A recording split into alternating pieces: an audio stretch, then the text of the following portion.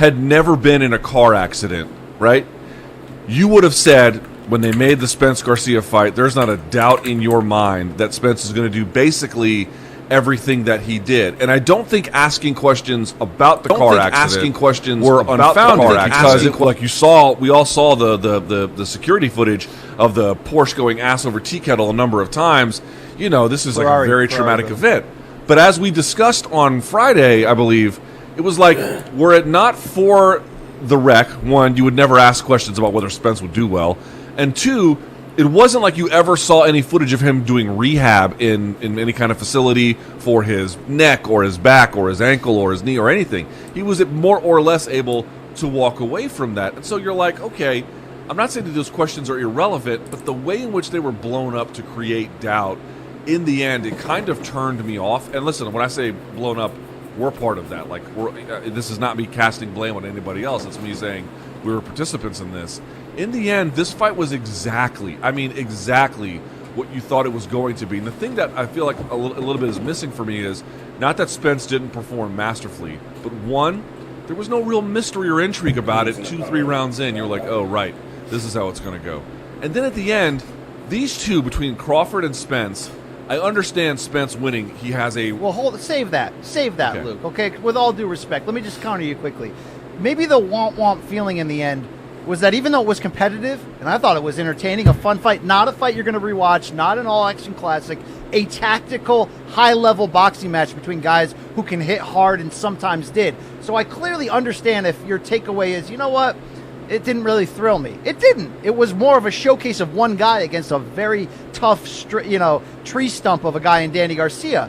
But the whole idea that this was exactly what we thought, womp womp, well, look, if that accident never happened, I actually would have made the same prediction, which was 8 rounds to 4 for Spence, and I think we would have played up more that Sean Porter in Spence's last fight really showed him different angles and pushed him and made it a split decision. Now, I think the best thing Spence did outside of answering the huge questions about the physical and mental side of the accident was kind of prove the statement he told me on Morning Combat was true. That Porter fight was super close in some ways because he wanted it to be. He came out there looking for a knockout, not listening to his corner, not boxing. Just like in the Mikey Garcia fight, he purposely boxed boring to try to make a different kind of statement. I don't know if you like the statements he's making or not, but when he commits to them, they're pretty damn good. It just turned out that miraculously almost, he was not only completely fine, but better than that, what we thought coming off the accident. And I don't think you can be that quick, Luke, to just be like, well, maybe we played a hand in building it up. Fighters are never the same, Luke, off of things that seem insignificant sometimes in their personal life. This was a monster thing. He almost lost his life. I think personally, the fact that he doesn't remember... The crash was bad. But in terms of the physical injuries he sustained, he did not almost lose his life. That's not true. And this is my point. Right. Well, it was miraculous that he walked away with just missing teeth. Yes. Right? That's miraculous. That is I personally think the fact that he doesn't remember anything from the crash or that night or the 3 weeks that followed in which he was conscious in a hospital recovering, I actually think that helped him, Luke. There's not as much of a gun shyness to like almost losing your life and all that. It almost probably feels a little bit like a dream to him. A bad dream, a nightmare, but one that changed him forever, hopefully, and taught him a big lesson. So I don't think we contributed to anything wrong narrative-wise. I think he just exceeded expectations, to be all damn honest with you. And again, there's a small argument to make that Danny Garcia at the highest level is tough as nails. You can't beat him. But is he a bit of a front runner? Meaning, if he is not in control of the fight, can he rally back? The only time I really ever saw him rally back and make it close, again, was the Keith Thurman fight when he scared Thurman into boxing by showcasing his power. Against Spence, you don't get that luxury because he's so great. So, Luke, that's the only issue I think you could take is, well, I thought it would be maybe a little bit more exciting. I thought it was entertaining and tactical. Yeah, but exciting is not... You're misunderstanding my argument. I'm not claiming I wasn't sufficiently entertained because they didn't open up more. I don't mind a classic battle. In fact, there was a lot more sort of slugging going on at the same time on the MMA side of things between Vettori and Hermanson, which we'll get to here in just a moment. So if I wanted more action, I could have just sort of turned to my computer on my other side of my table.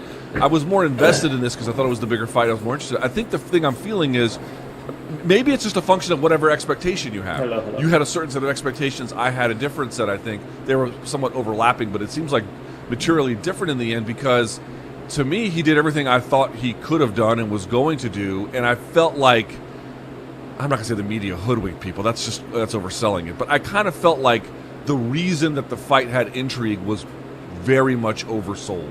That this was a fight you could have sort of set your watch to, and the bus just shows up on time on the route that it's supposed to show on, and then it goes off, and we're supposed to say, wow, wasn't that dramatic? Well, yes, he is a very, very, if not the best fighter on the planet, maybe the best fighter in that weight class, certainly one of the best fighters in boxing today.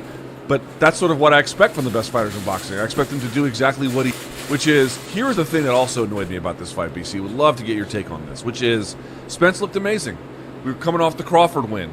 He looked amazing over Kell Brook, right? Everybody and their brother is saying this is the fight to make. Now, what's interesting about it is Bud Crawford was in attendance, not a mask on him, so he's going to get the Rona probably before too long. I mean, I hope not, but you know. I'm not wishing it on him, but Jesus Christ. Here's my point. Both guys kind of dance around the idea that they want it, and I don't think either guy is afraid of it, BC. I think that's ridiculous. But do I really think that they want it? Spence is asked after he wins, and I know it's been a tumultuous time, and the champ can say whatever he wants because he's a champ. But he gets asked about it, and he's really non-committal about who's next. Crawford's there, but he's kind of doing a little bit of bullshit. The most thing he did was just going to answer hecklers in his face. I'm not convinced either of these guys want it. And if they don't really want it, well, shit or get off the pot, man, because there's a big part of me that believes, listen, they do it, but it really is not their preference. That's really what I believe these days. All right, let me tell you some truths here. Both guys want it bad. Both guys understand the limitations in the sport right now, and I'm not saying this to excuse the sport. If you're a fan and you paid and watched this fight, and you're like, why the hell are we not getting Spence Crawford next? Yeah, join the club. These are the things that are wrong about boxing in the moment. What I don't like is the people that get that and live in this world and then go out and write the column saying, if they don't fight next, boxing is dead. It's like, well, no. This is sort of par for the course. We live in this. Here's the good news. We're probably going to get Spence Crawford in the next year and a half. Why? Because Crawford's got one fight left on the Top Rank deal. If this was a different world and setup, meaning, remember 10, 15 years ago, HBO was number one. Showtime's in the game, but HBO was sort of your number one pay-per-view at the moment, and it was looked at as sort of, as Showtime was, as like any promoter can come on the network, so it's a journalist mind, right? You're not going to go out of your way to sort of force a commercial for something. I get it at the end of the day, all right? I get it. There's a point you're making that as well. You describe the gears and how they work in boxing in a very, very important way. It's illuminating every time you talk, and I certainly take it all very seriously. Like, take as an example, Tyson Fury fights for Top Rank, Bob Arum, and here you have, on the other side, Anthony Joshua, who is, by the way, fighting this weekend. We'll preview the fight at the end of the week to get you guys ready for it. Here's the point I'm trying to make, BC.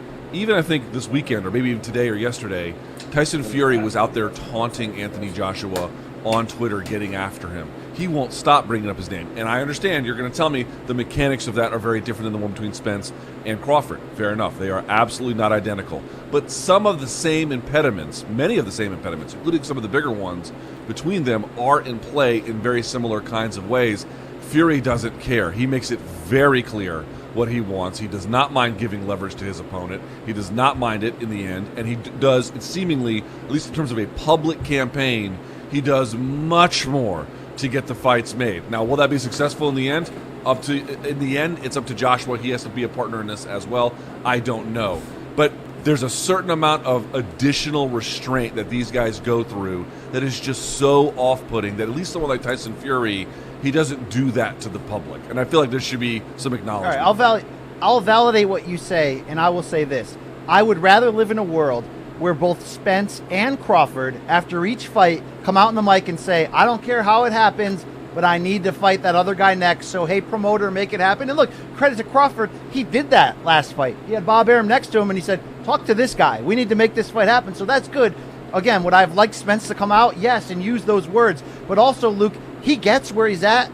He knows they have to come to him now, so he kind of sat back and said, yep, going back to the ranch, going to buy some horses, going to be with my family, and we'll figure out what's next. That's a message to everybody else that you're not getting 50-50 against me. Come to the table, we'll see numbers, right? He's time setting it up. Question is, how many times will he get dropped along the way? What would that do to the... Let's give Crawford credit. He brought all four titles together.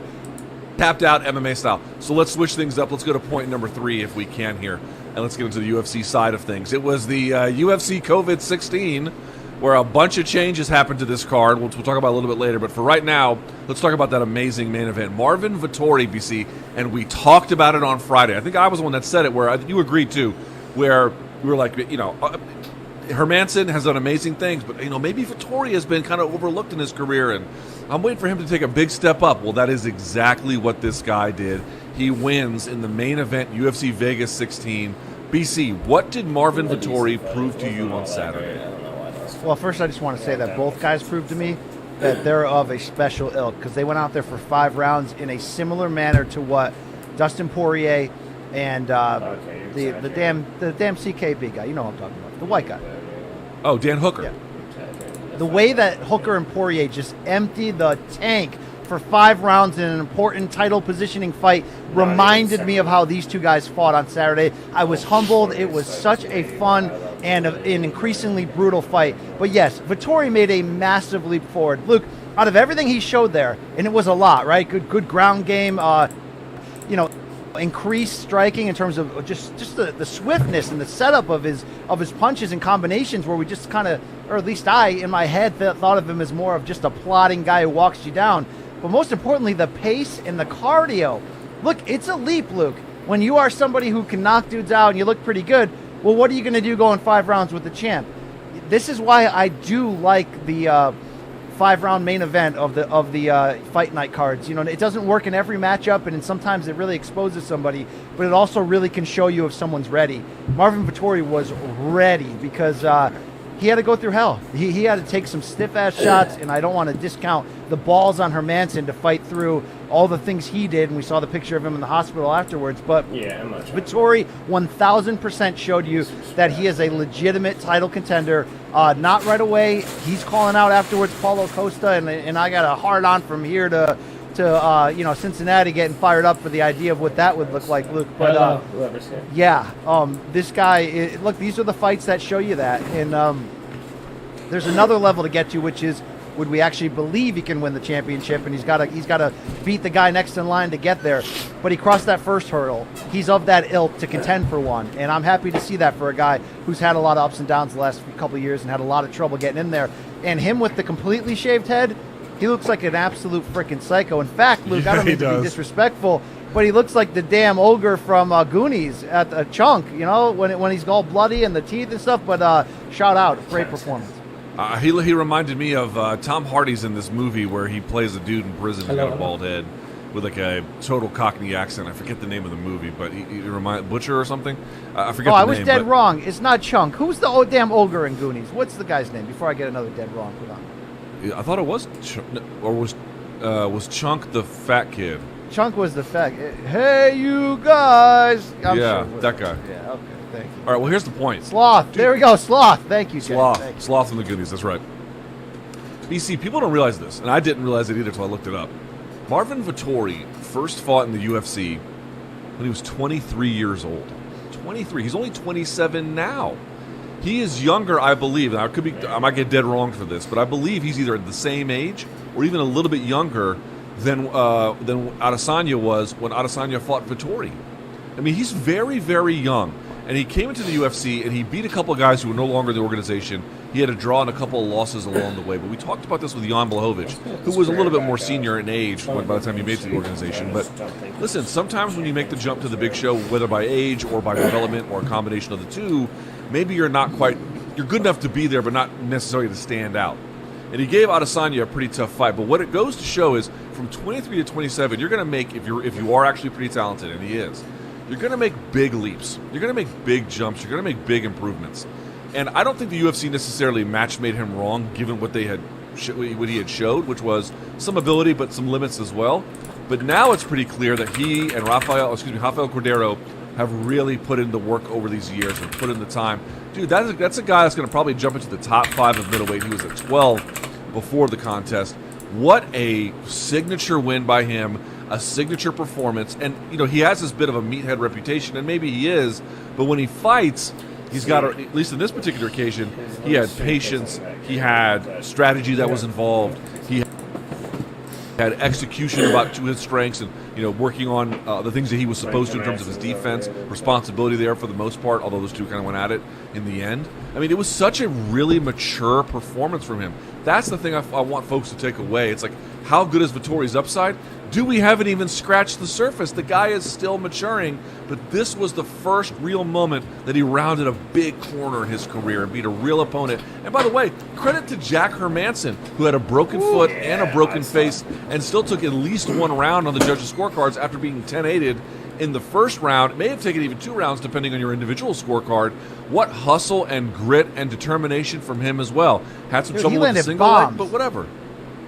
Outback Jack landed some bombs toward the tail end of that fight. I mean, he was never really out of it, so you give him credit. But to double down on what you just said right there, let's not forget that Vettori took this fight on last-minute notice. Was supposed to be fighting Jacare in a couple weeks. So while this was, UFC Fight Night COVID-16 for sure, and, we almost saw Floyd versus Logan Paul pushed up to this card just to make sure they had enough fights on there, Luke.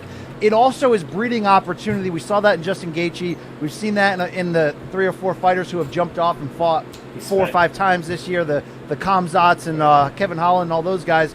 But we're seeing it now in Vettori to be able to take advantage of the opportunity and then be better than we thought he could be. And God, I mean, Hermanson had won, 6 or 7 coming in.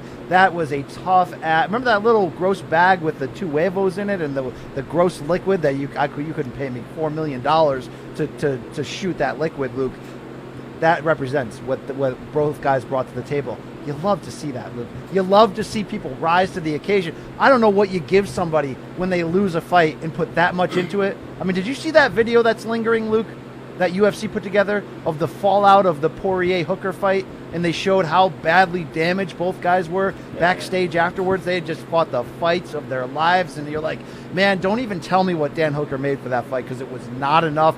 Don't tell me what this guy, Jack Hermanson, made either, because I don't know how you live with yourself when you put it all on the frickin' line like that and don't get the win, but it was for our pleasure, Luke, and thank you to both guys.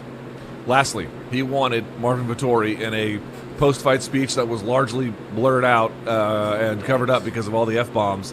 Still, it was spirited. He wants Paulo Costa, BC. How do you go wrong with that one? Marvin Vettori taking on Paulo Costa. We talk about Marvin Vettori. He's interesting, right? He's still getting his strengths. He's building brick by brick. But what is he really good at? Strong, sturdy, good fundamentals, now more patient. Holy Jesus, BC, how do you not love that call out? Dude, and I don't know how he has this level of patience, which you rightly, affirmed him for. Remember we saw him in the hotel lobby earlier this year when his opponent couldn't make weight and pulled out? He almost killed a man. But yeah, this is the ultimate test, and you have to believe that if they make this fight, Paulo Costa has a lot of explaining to do about himself after that egg he laid against Adesanya. So this is great. And you know what's great about being opportunistic and getting this chance for Vettori is having the storyline with Adesanya is going to help him get there faster, Luke. It's going to help making that rematch easier for the matchmakers. And maybe it's rightfully so for him, knowing how hard of a road he's had to get back here and get back into contention. Got to keep winning. Beating a guy like Costa, good Lord, is not, good. That's not an easy night at the office for anybody. But if he does it, Luke, there'd be nothing stopping him from getting that Adesanya title unless Adesanya completely leaves the division. So, yes. Yeah, yes. I don't know if that's edible. Yes. This is the All last right. day. Yes. Point number four. Yeah, Speaking yes. of the middleweight What's division, that? BC, Can you point have number some? 4. Yeah, have it, eat it Let's all. go to it it now. Yeah, it's going to go Yoel bad. Romero Yeah. Make sure it's has been bad. Make released sure it's by the okay. UFC. I cannot get any clarity on whether Check he this asked out. for it Why or is it not. doing But that? either way, they have parted You ways. smell In it? It fact, doesn't he had smell 3 bad. That's the fights oil left on from his that. deal. It doesn't This smell was bad. reported That's just by the oil. ESPN's Smell Ariel anything? Helwani. Okay, BC, let's go fine to to you me. on this Smells one. okay, doesn't it? Yeah. Was this the I'm right gonna put it call back in for the both reefer. fighter Yeah, and I'm good. Yeah, promoter, 100%. or just the right call for one of them? How do you view this news? I'm shocked. Let me first just sit in this puddle. I'm shocked, absolutely, that this would happen. Luke, does this signal, because we did see Dana White sort of say there'd be more to come, for a guy a promoter who works so hard to get the train back on the tracks this year, and I'll give the UFC credit for days for what they pulled off. There was a lot of nobody lost their job. Well, are we going to see a big round of layoffs here? Because if this is the first giant domino to fall, this is a surprising one. Now, would it make sense from the idea of here's a guy who's older, the window's closing, even though he's a freak of nature and he's not slowing down, probably paid he him probably so demands a much. higher, amount of money than a younger guy coming in. And we know Dana loves the contender guys because they don't make anything and they fight their balls off. So maybe it makes more sense long-term strategic financially than we realize if it's followed by a bunch of similar aging names. Like, I don't think Chris Weidman's going to get let go. But let's say Chris Weidman got let go after this. You'd be like, oh, my God. Shogun. They are really, Someone like Shogun, right? Right. You'd be like, they are really looking to clean house and get the higher-priced guys who aren't as valuable anymore off of the ledger. Then it would make a lot more sense. But if this turns out to be just a one-off, Luke, it's weird. Look, I never thought UFC would let Corey Anderson go, who didn't bring them a lot of financial upside, but they kind of let him go easy and said, yeah, go ahead, go to Bellator. We don't think you can sell anyway. Romero makes fun fights, Luke. I know he brings some, a little bit of baggage with that, with missing weight a lot, and, he didn't fight so aggressively against Adesanya, but this is really weird to me, and it really begs the discussion now of where does he go, because that window may be small, but that window is going to be freaking explosive. I think this is a big pickup for anybody, Luke, whoever goes after him. I don't know what to make of this news in terms of what it means for Yoel. Dana White said the guy had, lost 4 or 5 or something like that. And if you look at it, he had lost to the current champion, he'd lost twice to the previous champion, and he'd lost to the number 1 contender. Now, I thought he beat the number 1 contender in Paulo Costa, and I thought he I've beat never Whitaker seen him at least lose, one of those times. I've never seen him lose a decision. I've never seen it. Right, exactly, right. I know what you mean. So, listen, but the record shows what the record shows. He's 44 years old, and he probably does command a bit of a higher price tag than another fighter with some kind of a sort of a similar-ish record. So in that sense, it's not all that surprising. And you're right. Like if they release like a Shogun or somebody a little bit longer in the tooth who's not quite done, but doesn't have their brightest days ahead of them, then maybe we'll all come to understand this a little bit better. Here is the part of the argument from folks who are worried about this that I'm not saying it's wrong because I don't know that it's wrong, but I'm skeptical about it being right, which is, what the UFC is doing is getting rid of these expensive guys who are still good and might be fan favorites, and they're going to replace them with a bunch of Contender Series guys in hopes no one notices. Well, to some extent, there probably is a little bit of truth to that no matter what. There is necessary turnover. The Contender Series has been really the UFC's main method of signing folks because regional MMA has ground to a near, not complete, but near halt. So yeah, there's going to be a lot of that used as a mechanism for even natural turnover in that sense. I think that's probably quite fair. On the other hand, BC, there are about 500 NBA players total. There are almost 700 UFC fighters. The UFC does not need more fighters than the NBA has players, number 1. Number 2, am I really supposed to believe, by most estimates, let me back up a step. By most estimates, the UFC has around 80, 85, sometimes 90%, it's always in fluctuation, of the premier talent in the sport. It's been measured a few different ways, but that is generally the way that it comes out. Am I really to believe that they're going to substitute that out for cheaper fighters and just hope no one notices? They're going to really give away important parts of their organization to their, if not competitors, smaller organization and change the way in which they have a grip on the industry? I'm not saying there won't be painful cuts. BC, I'm not saying there won't be surprising cuts. What I am saying is, and we'll see what happens because I don't know, I am skeptical of the idea that they're just going to give away big parts of their roster and this will change the UFC in some way where it becomes a much more watered-down version of itself. A little watering? Maybe. A lot? Yeah. I want to see what happens. 7 nights. Now, it's certainly a fun ride. All right, from my 4 pounds. Around, bro. But this is... I say liver roaster. Oh, that was it. The nations to just... Is that the one where, no one puts baby in the corner and then it's this number? That... Sausage patty.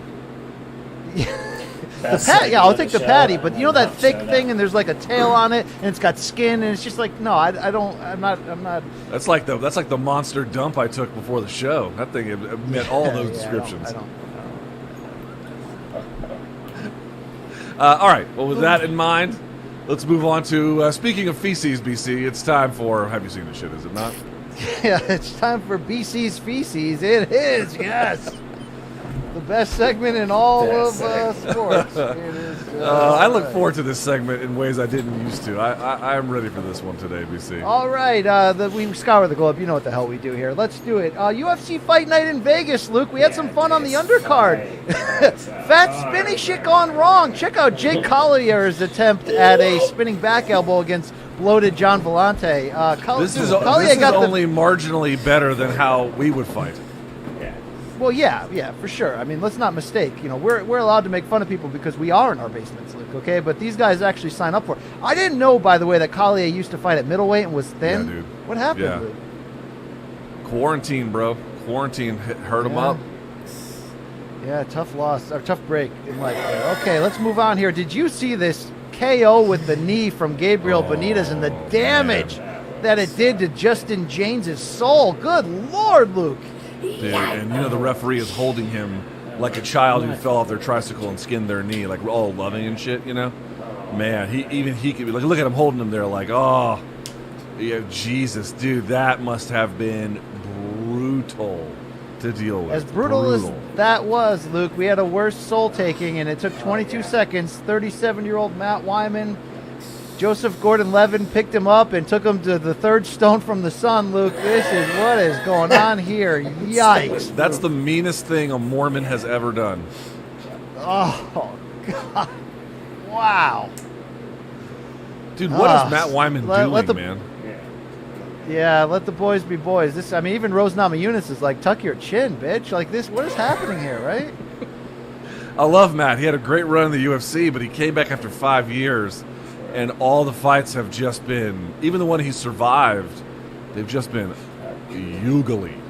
Dude, this was 22 seconds, though. This was just bad. This wasn't like Matt Hughes picking up Trigg and running them across as we hear Baba O'Reilly playing in the background.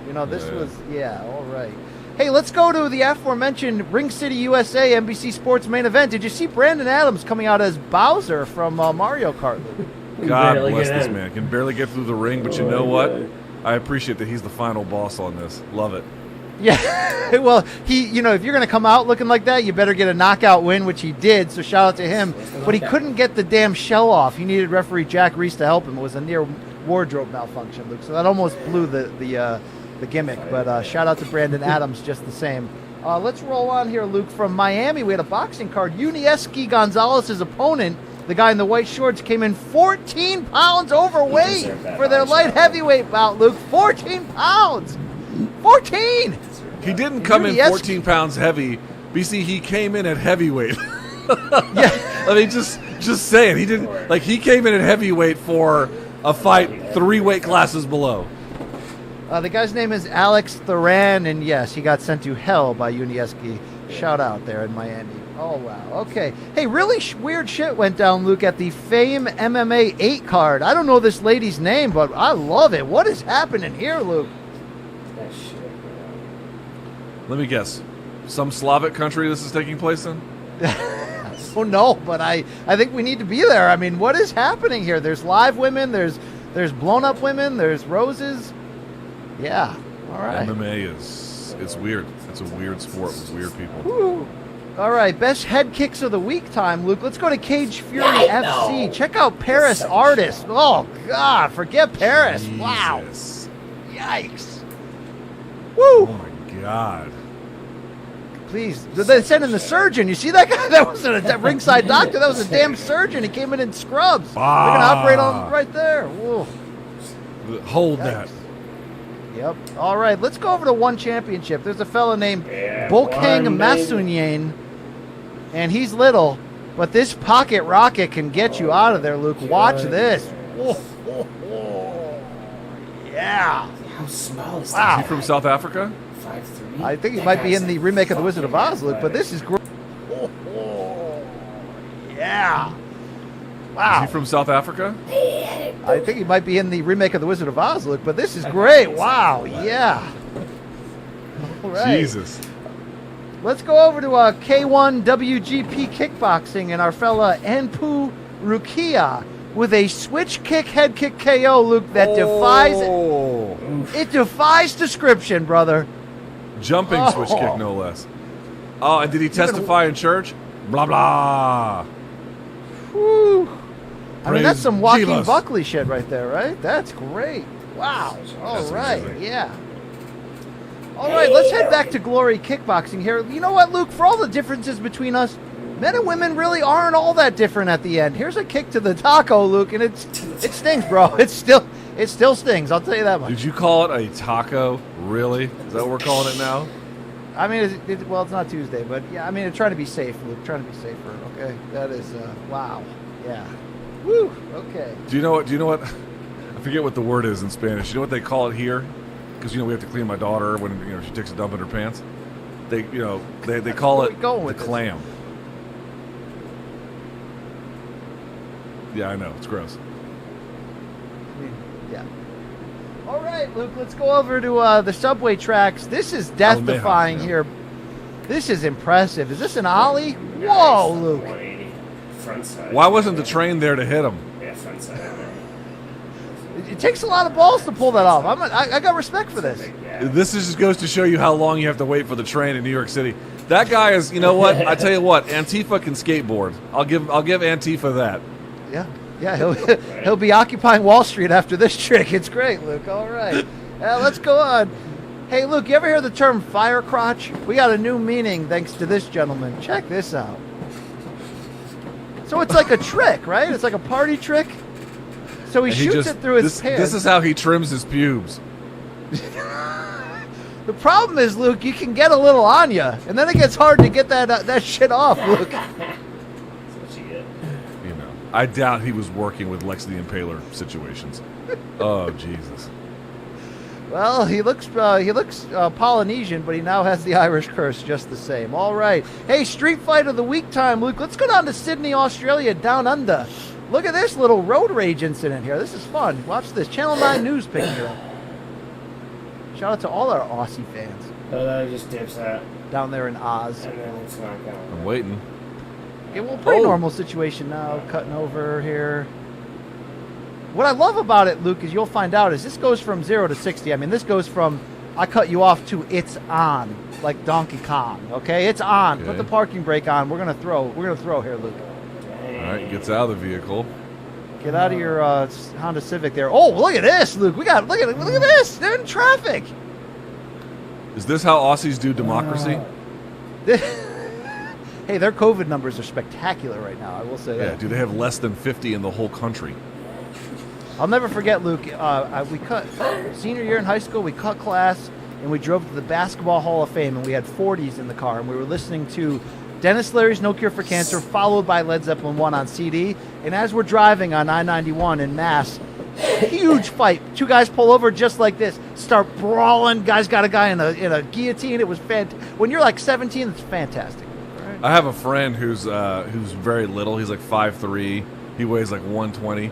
He used to flip off everyone on traffic, and then one day we were in Georgia, and he flipped off this giant redneck in his huge car, and then the redneck dude clearly wanted to fight, like was honking the horn and shit. And so my friend, you should have been honking the horn, and you definitely shouldn't fight him. But what are you supposed to do at that point if you're him? Well, here was his genius idea. He just drove to the police station. He thought that would be plenty of cover. Yeah, I do support that. All right. Hey, let's head over to the UK, Luke. They get a little crazy there. They like street fights, okay? We got another, bender, some guys talking trash. So you got to be careful, Luke. You never know who's hiding. Who's hiding a little bit of like a K1 background or some shoot the box, right? Hands down. First person to throw is going to... bop. Two-piece. Oh, look at the shirtless guy. Shirtless guy's got... If you got a ponytail and no shirt and you want to fight in the street, you're going to win. Kick. That's sort of the unwritten rules.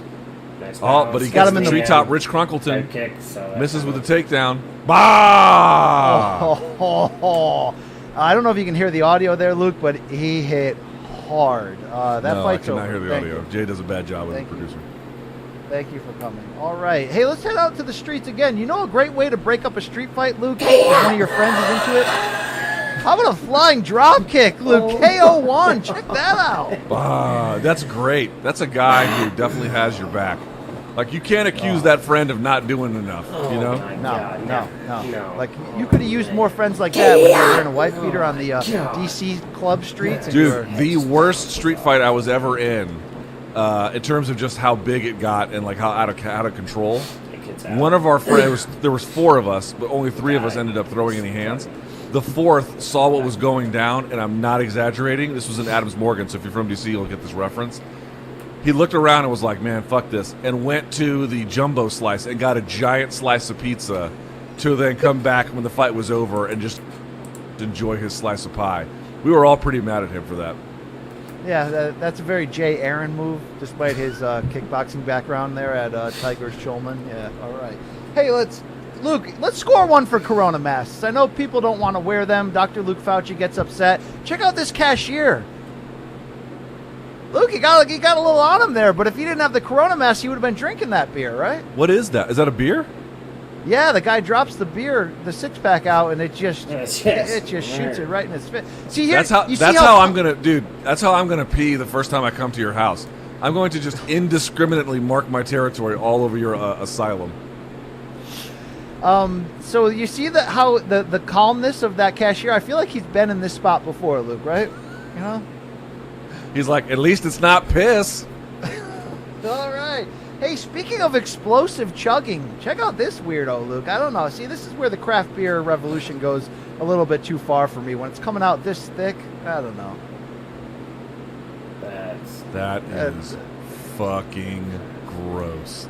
Yeah. Dude, this was like Jeff Wagenheim in his 30s. That's awesome. Jeff Wagner. Right?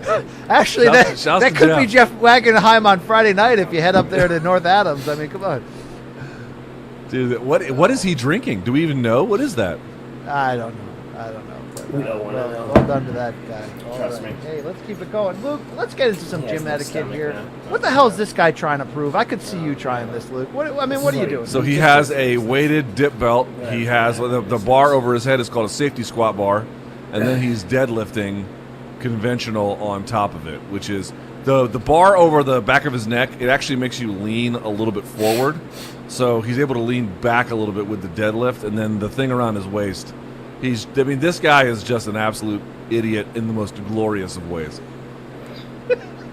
Cool story, bro. I'm glad you attached that 45 to your bag and you're lifting it up. I mean, yeah, all right. Hey, at least you won't have a saggy one, Luke, like we all struggle with at this age, right, Luke? Like the mozzarella cheese on a piece of pizza that's being pulled away from the pie, my friend. Gross. All right, hey, let's get into one. I got one weightlifting fail for you. Check out this hero. That was okay. So that was a jerk. He tries to do he a is. He sure is. He's trying to do a behind the head split jerk, and he fucked that one up. Yeah. That'll teach you just not to. Don't get in shape. Just get some edibles. Get a record player. Dude, I always tell some folks, don't do Olympic lifts. The shit is mad technical. If you don't have a trainer, you're gonna end up like Tristan here. Yeah. All right. It's a tip-to-tip time, Luke. Did you see this? Brazilian soccer star Ronaldinho posted a photo of him and Mike Tyson. They're almost there. Just touch them. Just touch the tips, right, Luke? That is so funny. Ronaldinho. Who can take more money from a dictator than Ronaldinho? Wow. I don't know.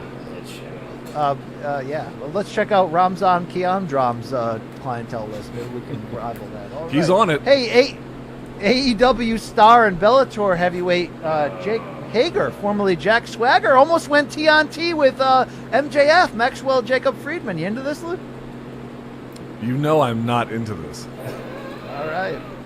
Luke, I would do anything for love, but I won't do this next move to a male friend. This goes a little bit too far, Luke, okay? That's not, I mean, if you're dating, okay. If not, I don't know, right? Nah, it's all right. Yeah. But Hey, you know what's let's not go all to right is, hold on a second, leave it there. Look at the visor on this winner on the right. Yeah. Luke, it may not surprise you, but I used to wear a visor like that in like 2000. Yeah, I know. I used to have in this facial hair 2000, with it too. listen, in 2000 it was stupid then, but it was more popular. Now I it's like just, girls who wear Abercrombie and Fitch, right? You know. I mean, this dude All right. definitely lives at home with his parents. There's no denying. Luke, your drunk guy of the week. Here he is, Luke. We've all been to the ATM. We've all been to the ATM while drunk. But I don't know if we had this happen. This guy could have used the Corona mask. Jay, hit the button. There you go. All right. All right, we're having issues here, Luke. We're struggling. Imagine you're that old guy behind him watching. You're just like, what the hell? Oh, yeah. That is great, Luke. That is great. It's like, dude, you won. What's the challenge where you take the bottle and you flip it and then it lands on, upright and you win the challenge? It's like the bottle throwing challenge. This dude won. Man, you know what? I've never been this drunk. I mean, I've been drunk where I've passed out and stuff, but like these dudes who can walk around like zombies, where you always feel like if you had one more drink, they would completely fall over, but they don't, and so they try to like move through society normally, and they end up doing shit like this. Have you ever been that drunk? Why is that so awesome? Yeah. In fact, yes, Luke. In fact, I have. All right. I've been thrown out of many a club for dancing inappropriately on the dance floor while we're drunk. Okay, Luke? All right. Thank you very much. Let's move on to our last clip of the week, Luke. Which one of these, I texted you this morning, which one of these three, Luke? Whoever's rolling with these dudes ain't coming home, according to the picture, Luke. Which one would you wear in public if you had to? The Ray Lewis one, I mean, I'm not far from Baltimore, so you'll actually see those. The Simpson one, I guess you could get away with. Get it? Yeah, he was there when a guy died. He didn't kill him, Luke, okay? Oh, is that right? Is that what happened? He just totally was. Yeah, that's what happened. All right. I said this to you. The only thing missing is the Ray Carruth jersey. Yeah, yes, That's you it. did. Yeah, and maybe the John Copenhagen fighting gloves. Yeah, maybe that too, Luke. All right, yeah. That's all I got to go first, Luke. Decisions, party. You've had no. By talking. I don't think you understand me. I need to speak in a language you understand. This week for the people are you.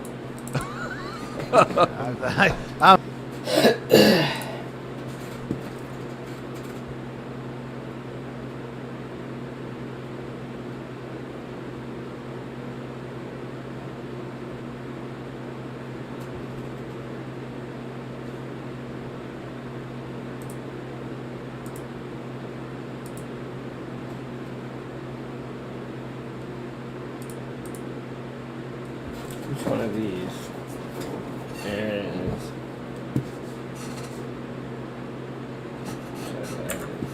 one of these edits? String tag. Oh, there it is. Right there.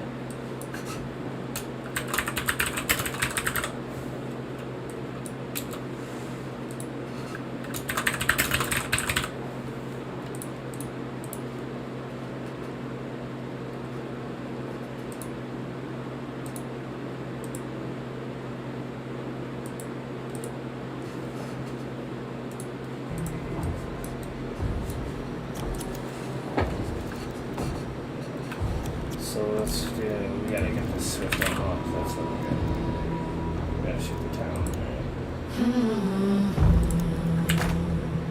Yeah.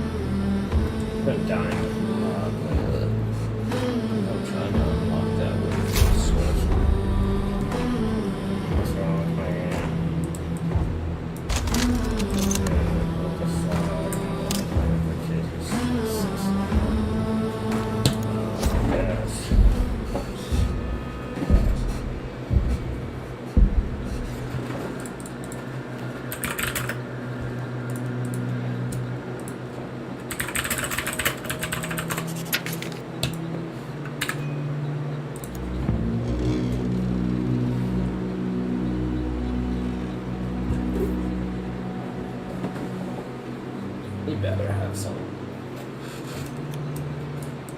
Focus.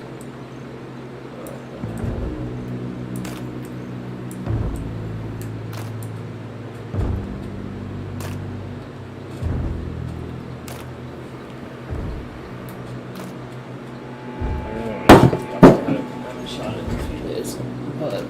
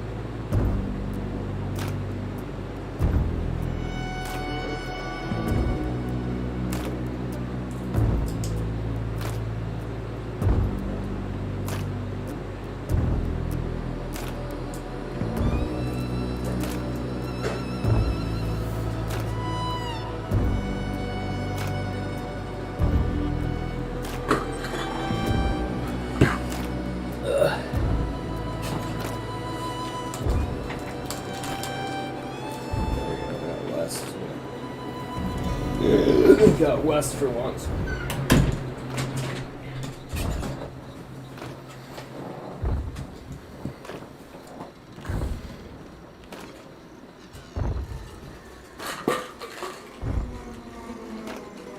So there, take 2 crabs.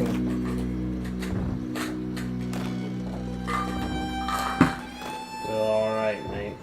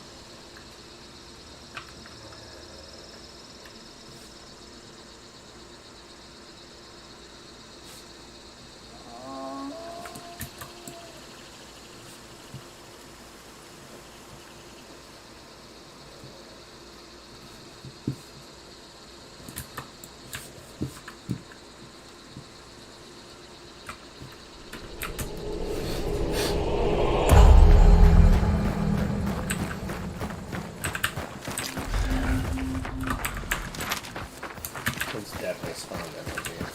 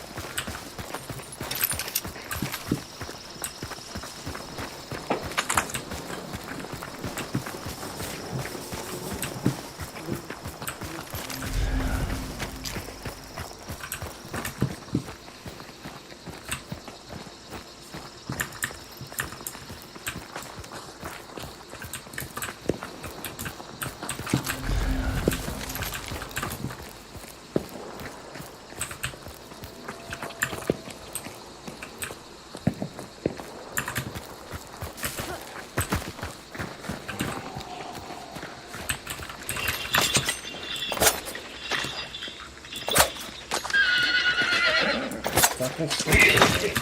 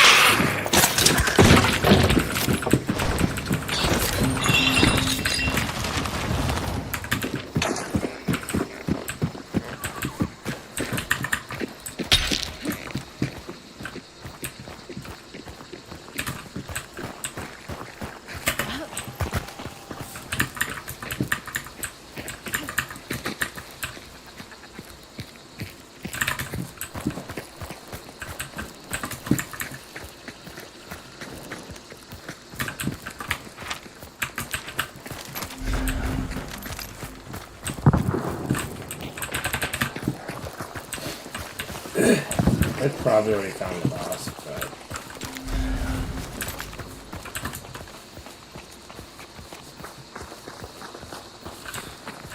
I hate this thing. Yeah, I'll just scout it real quick.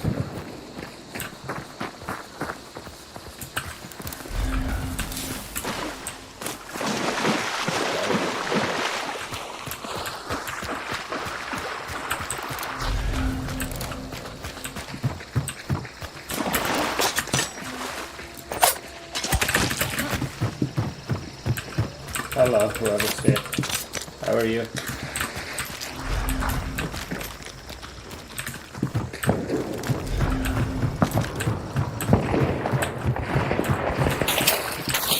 Fuck is this? Let's just get this on the fight.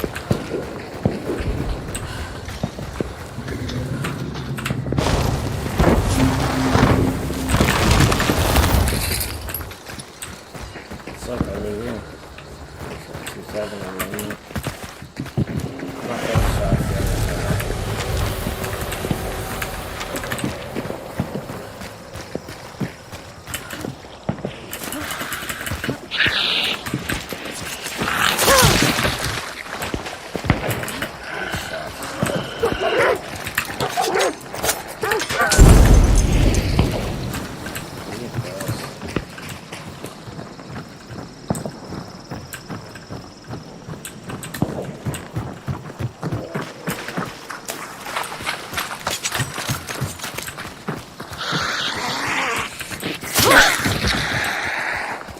Good job, buddy.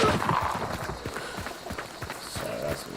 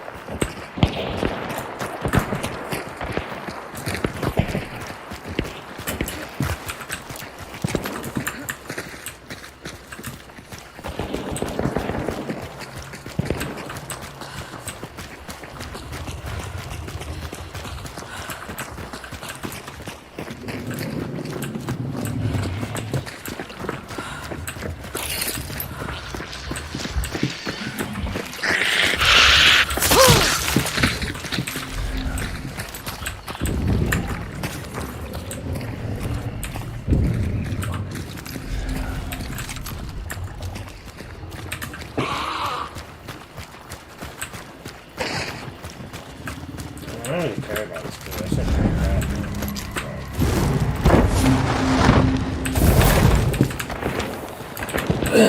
All the shooting obviously is set the boss.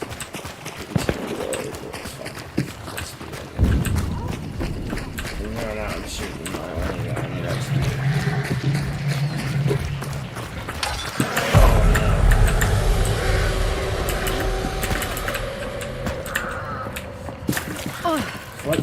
fuck. Just, that was... Dude, frig it. I don't know what... Did you see that? I just went up to the sky and back. That was weird. On my screen, I did. How's it going back there?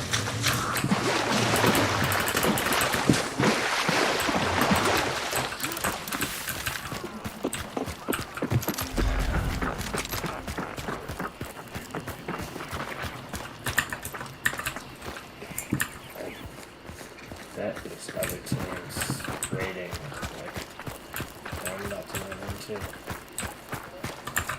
Stop for a second.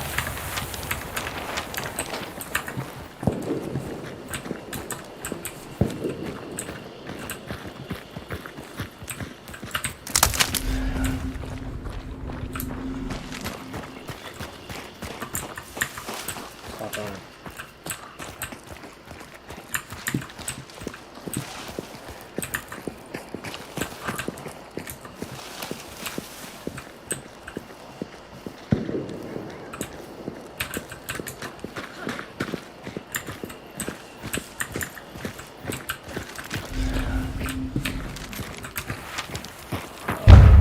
They can extract. I'm gonna go around so they can't extract. Oh. Oh no. What happened? I just feel shot hard. Somebody shot me. Still pretty hard.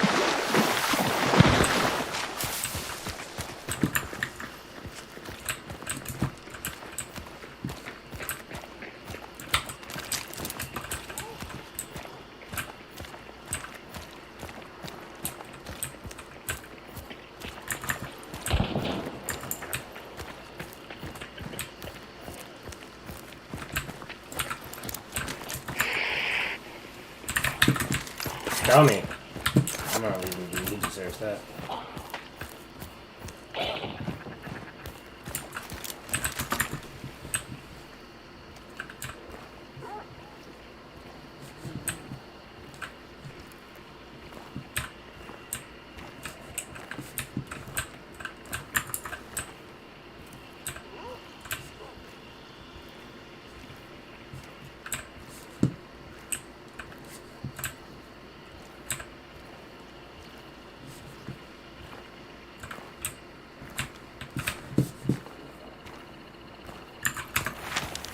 Alright, don't want to banish, don't want to banish, don't want to banish. Nope, don't want to banish. Yeah, they will. Well, those straight there without a fight. Well, those can't be right there. But I'm not going to banish. Not allowed to do that.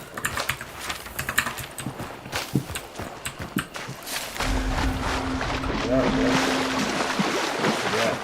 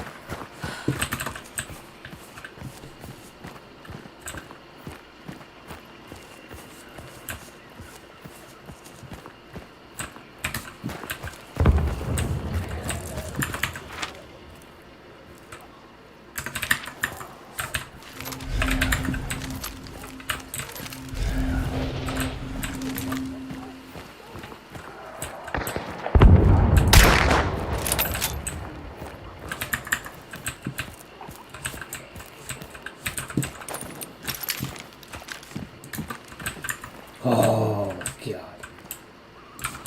Dog is on me. Alright, person.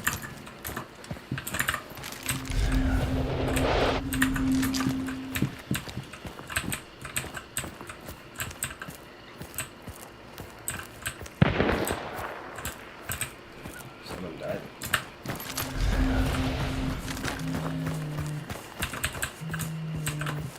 I shouldn't rush, but I want to. Probably gonna get shot here, but...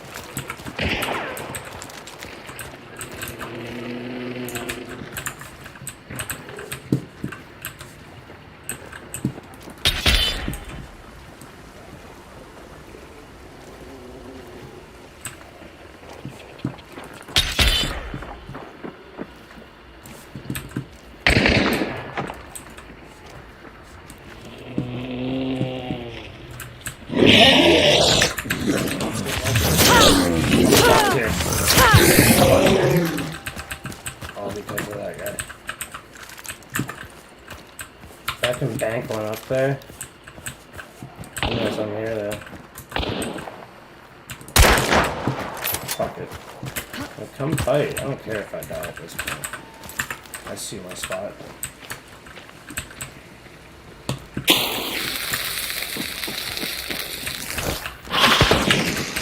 Oh, I missed him.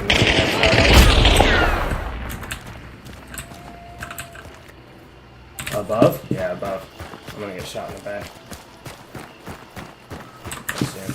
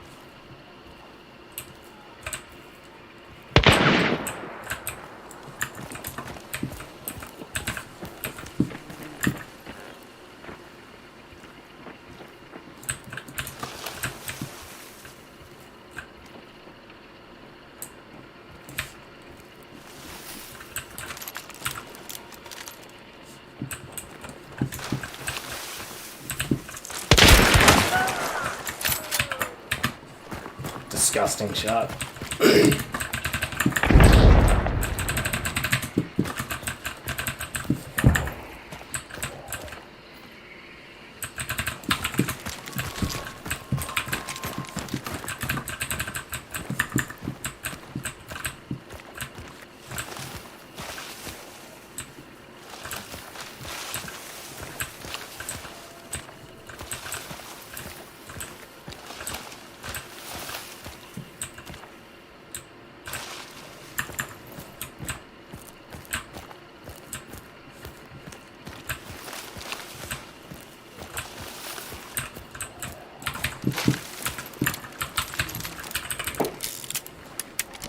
Stop reloading.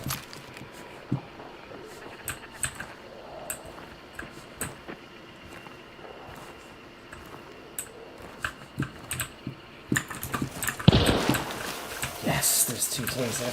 That's really good for me because he can't rev. Charlie's dead.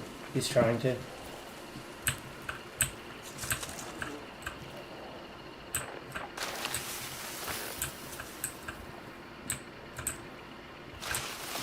Right, he can't see me. He might be able to come up.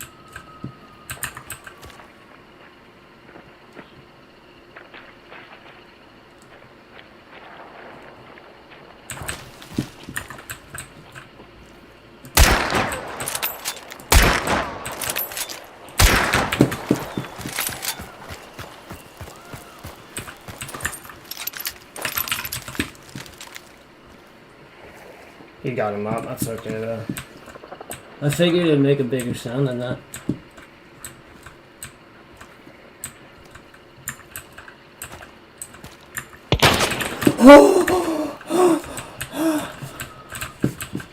I can make it. It's good stuff.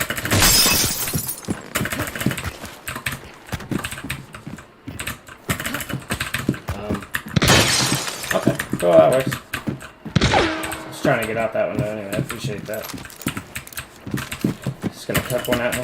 That's such bullshit! It's glitched.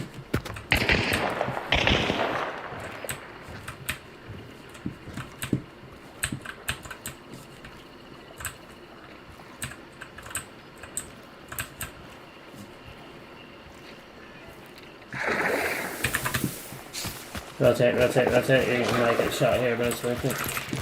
Get rid of this. And on that, that's okay. That's him on my left side, isn't it? I get shot from the right too.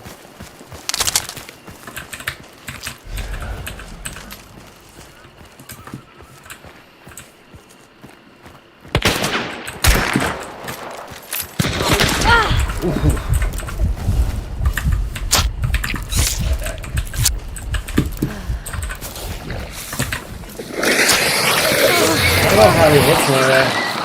I'm dead.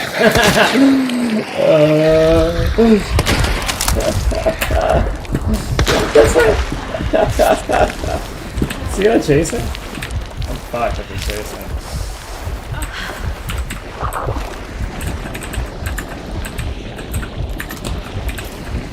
Sticking it. Going for it.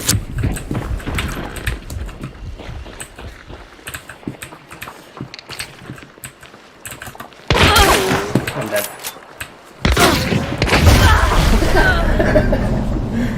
That was fun. Mosing couldn't hit any of these shots.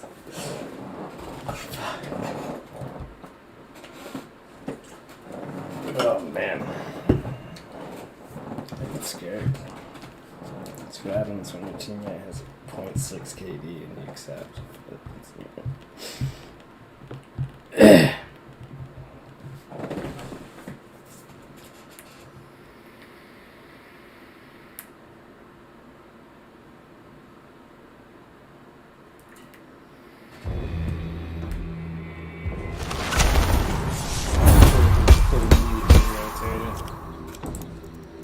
I see, I got the XP and these, that's all right. I just want my Swift back so I can rock the skin.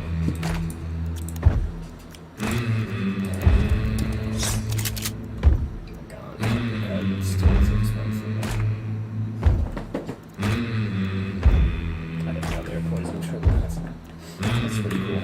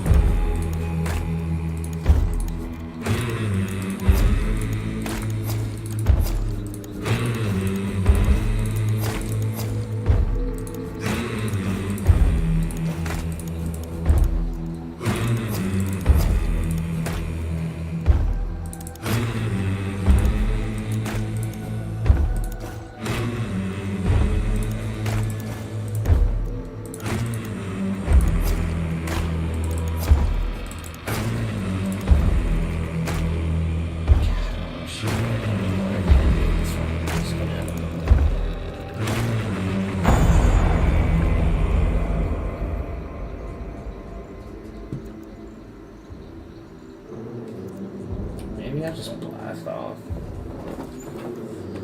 And then extract. Yeah, let's do that.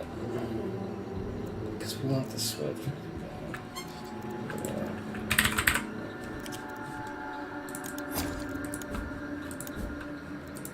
Let's shoot a nice pistol now. Yeah. Where's the opera? Whew, she's expensive.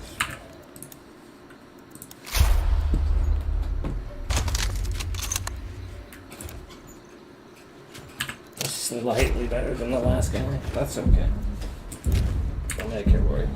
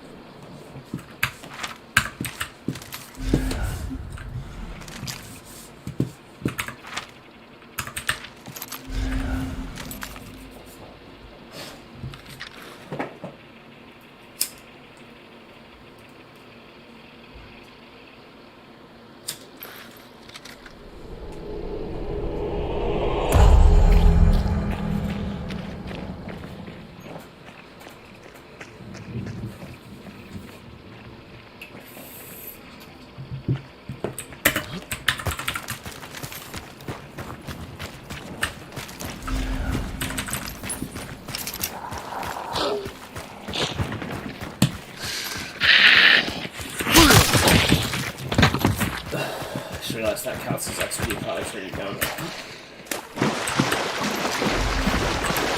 fucking hate Scuppy Lake so much.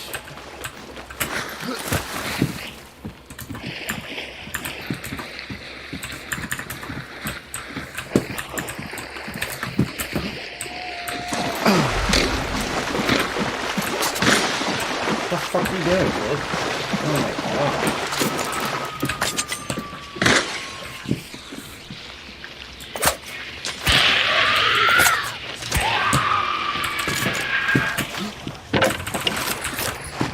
Works.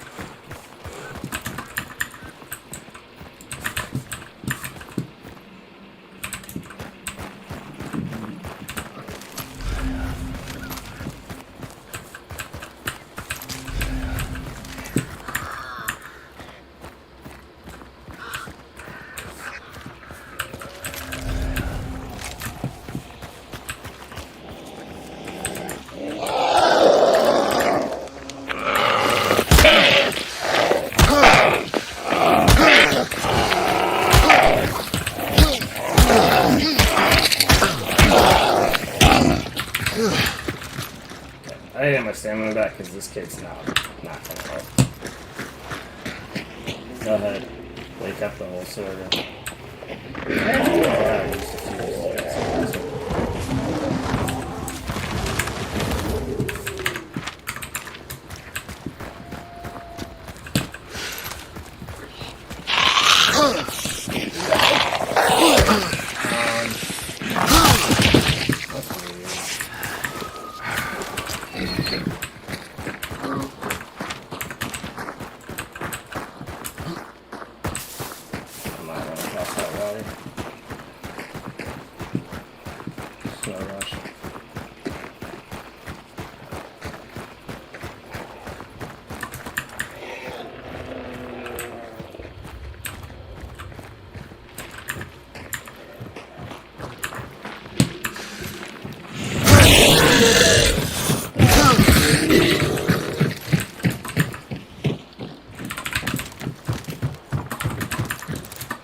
Don't forget, you got the uppercut. You should shoot the uppercut first. Fucking idiot.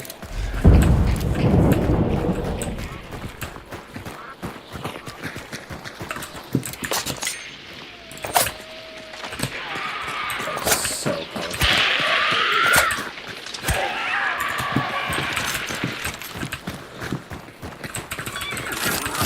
What are you...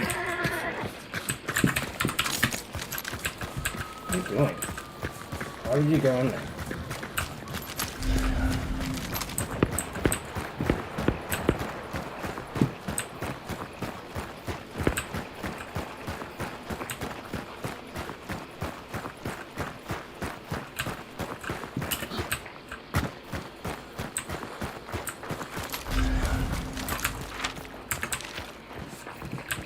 You know that lifestyle.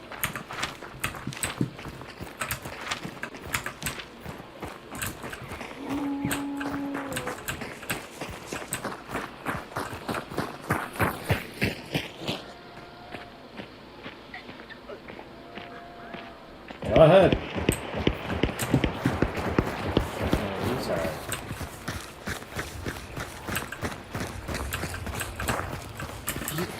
Pick when to run and when not to.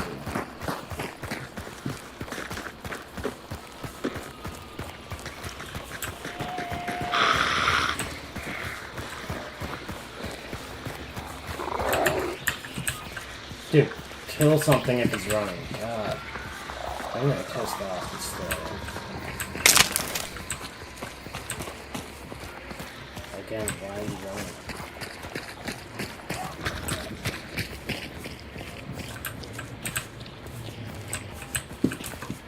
What are you aiming at?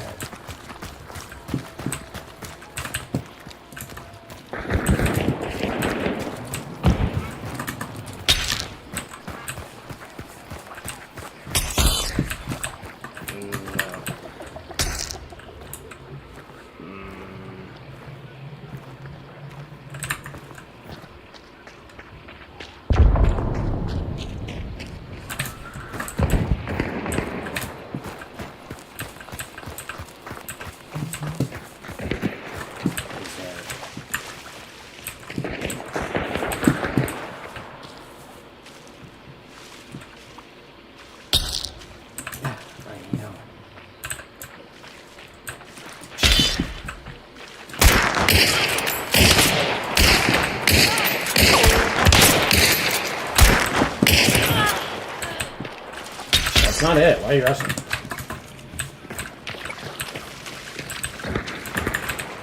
Where is it?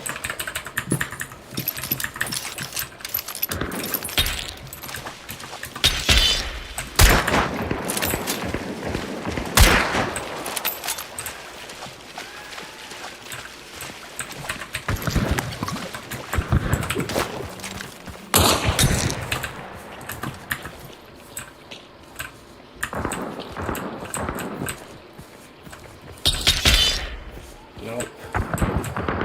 I saw him move right here on.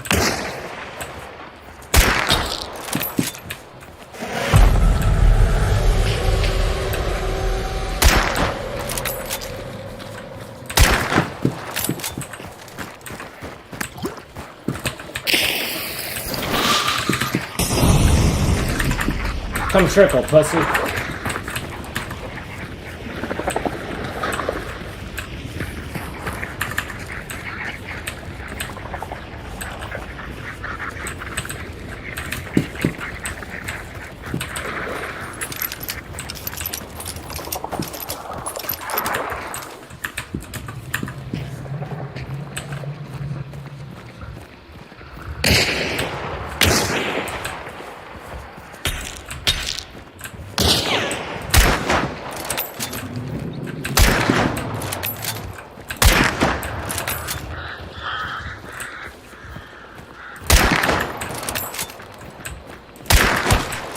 Tagged him once.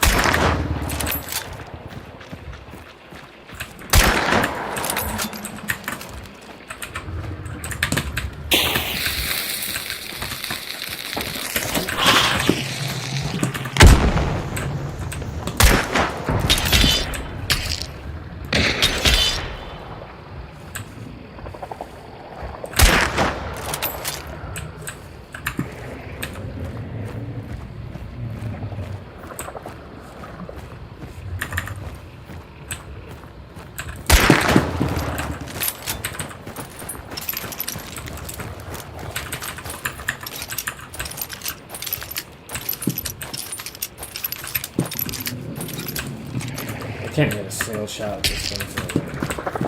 That sucks.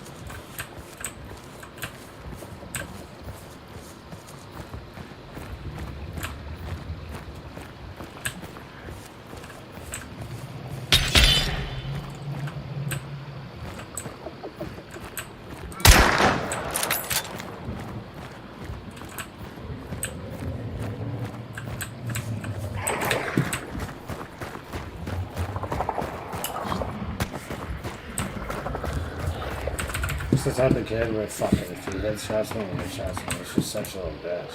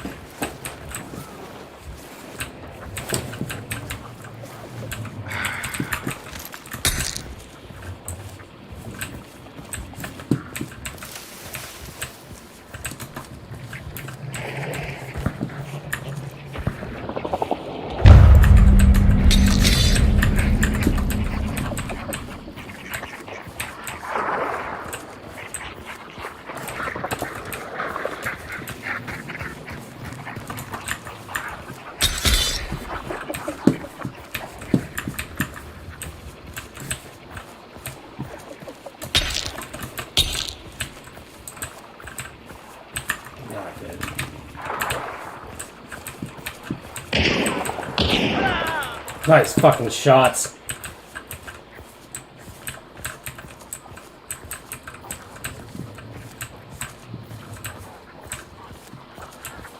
There's more kids. There's more people.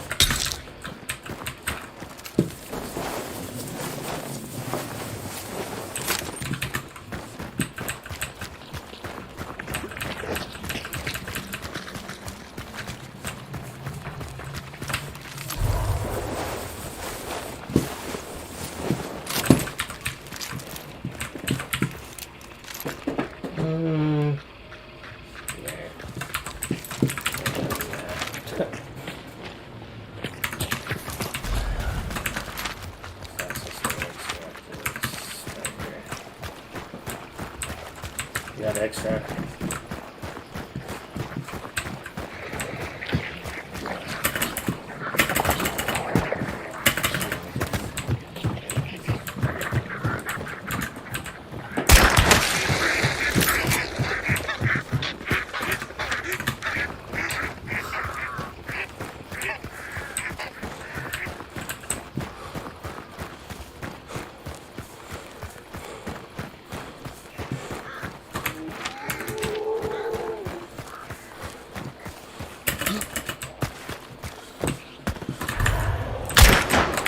No.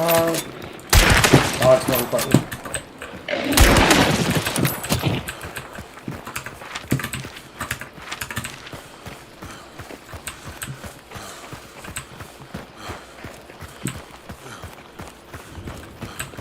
God, that sucks. I whiffed so many shots that game. That sucks.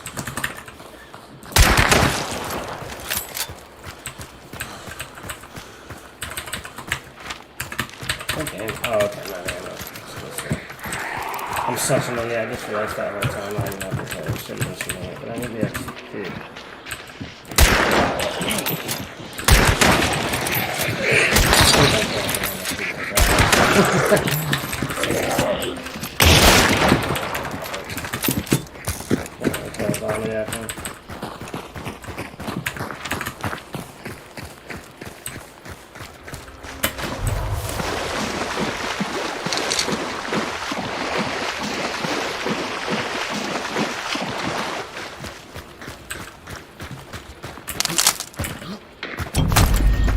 Yep, GG's. That was a weird game, but nice shots.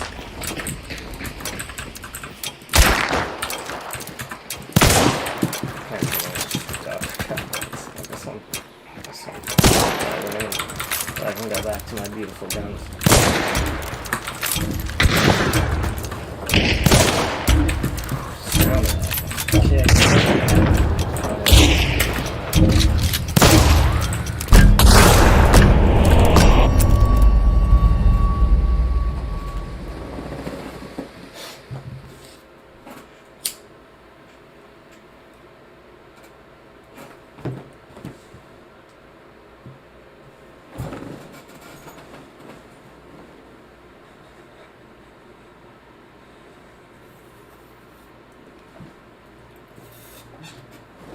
Ow, my elbow.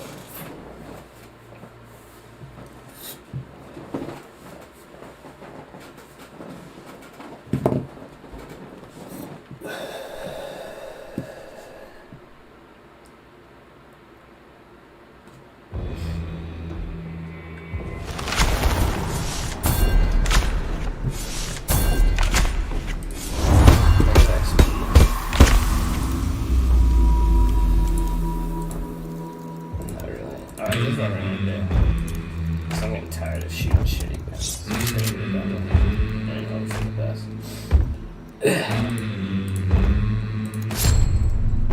Use this method.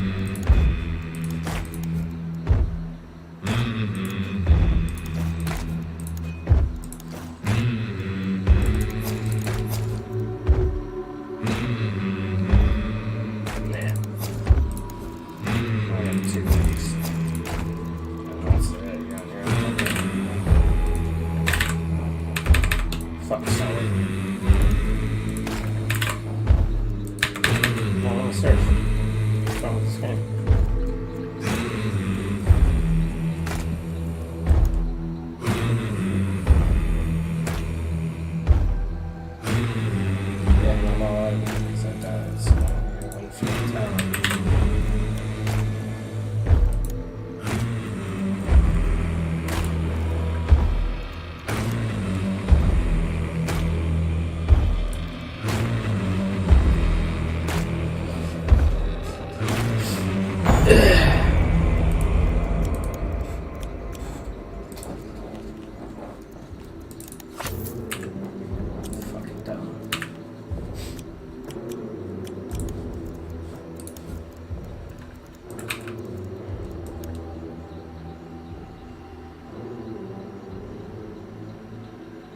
Where's it at? Just so I remember.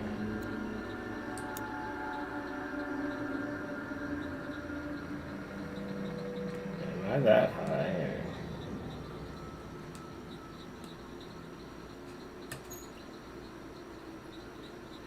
Or... Oh, it's separate. That's so dumb. I forgot I favorited it too, so I don't have to go through that. Dice. Yeah, just bring a fucking spare dime. And if that's freaking. Just get, we just gotta kill as much AI and survive. That's right.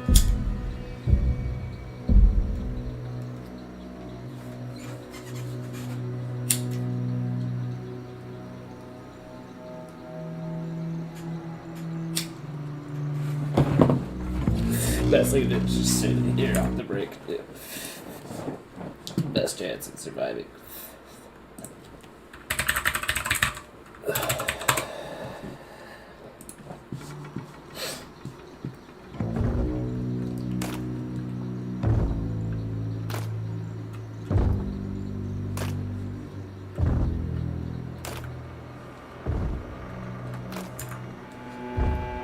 Let's do this.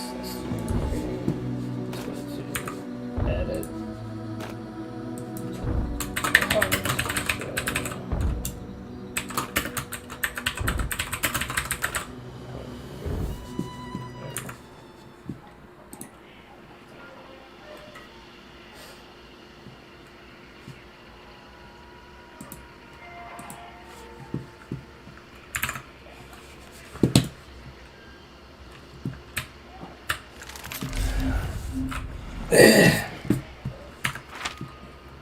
Okay, I gotta get spawned, especially because the extract is close, so I can go here, dip out, or something along those lines. I could run along here and see if I can see it.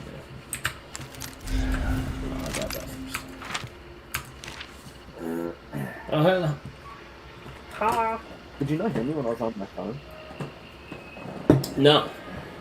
Can you hear it I at was all? sitting there talking and it said I was talking, but you just That's didn't weird. respond. I figured you couldn't hear me. Yeah, I can hear you. How's it going? Pretty. Yeah. Oh, God. I was asking, are you smoking green right now? Yeah. Okay. Yeah. It's like you needed smoke. I still got.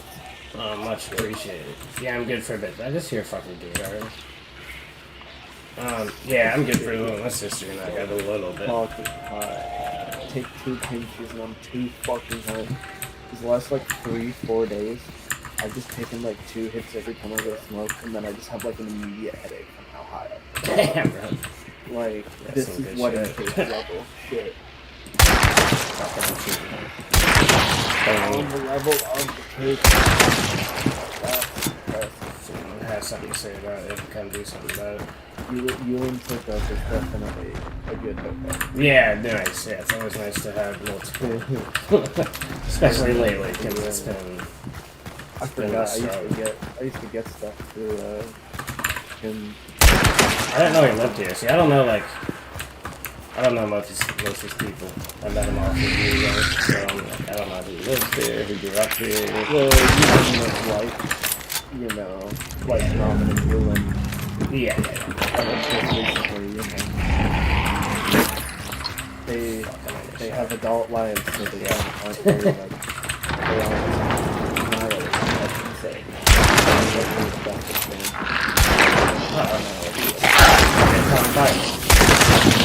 Okay. I gotta get out of here, though. Let the whole thing know that I'm willing to fight, and I'm not. Oh my god, I thought those were people, my heart. Oh god. Just hurt, just get ready for the XP and get out. And this fucking horse. Shut up. Okay. I'd be surprised if I was a shot back here. I didn't wait long enough to go. Was that a double clue? I'm not going for that. I mopped up half the AI there. Let's go get it. Oh, yes.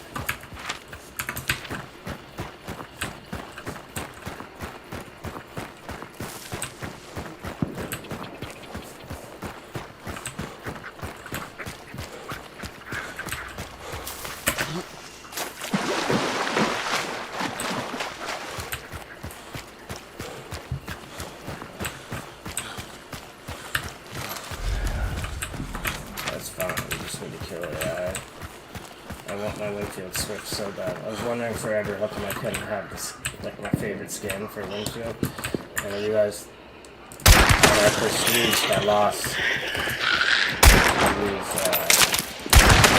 the progress on your weapons. So I couldn't shoot the windshield. It was a windshield swift. I thought it was just a regular windshield. So I want my windshield swift.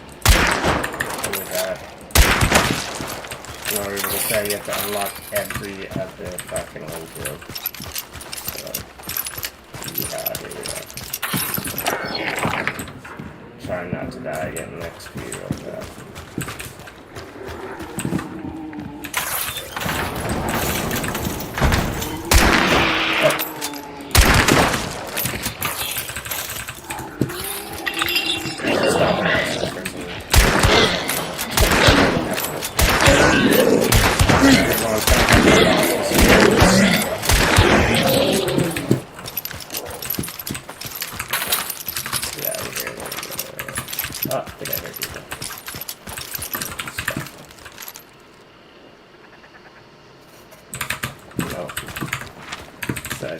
So, we gotta go this way. We have to unlock that. Oh yeah, ladder, that's what the other option.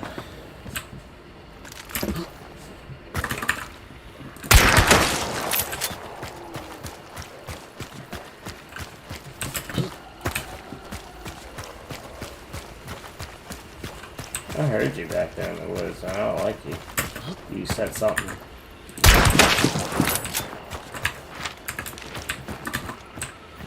People might actually get catfish, that's the issue. We're gonna find out.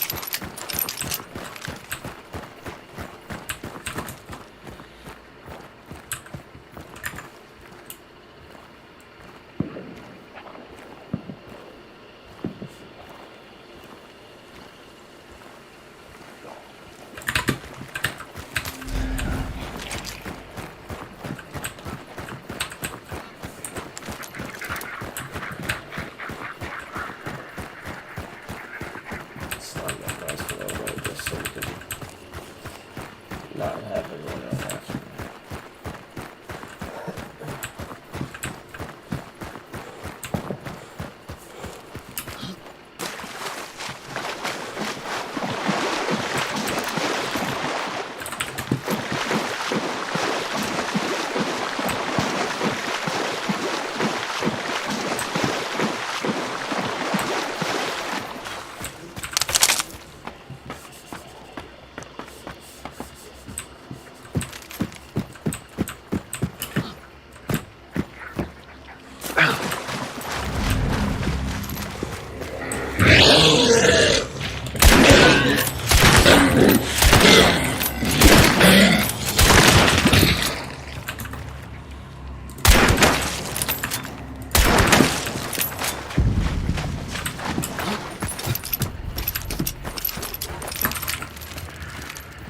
Those my doggies. Ooh, there's that thing left. There's your head there.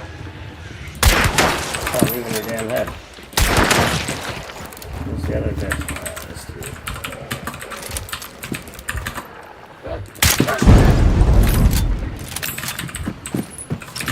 Let's just get it for your shot. We're probably gonna get shot anyway. Which I think you get half XP for your shot. So that's not good. We need to extract. We've shot like 40 shots and mostly hit headshots, so.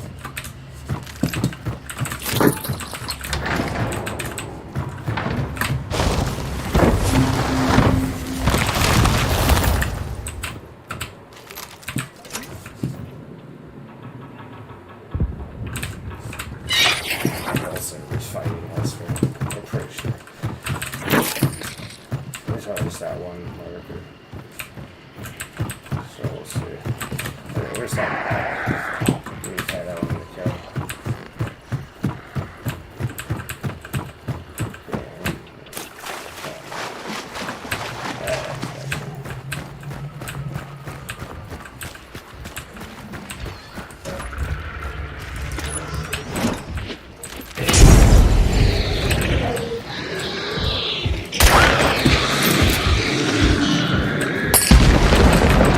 That is called hunting.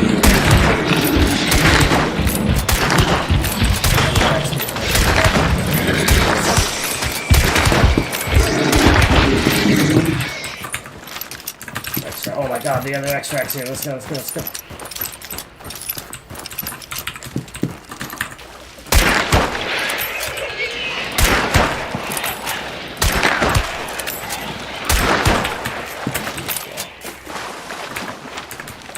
Nice, I think we're gonna get out. Let's get a shot in the back. That's all I want.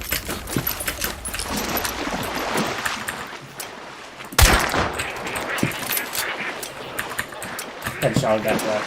There. Oh shit.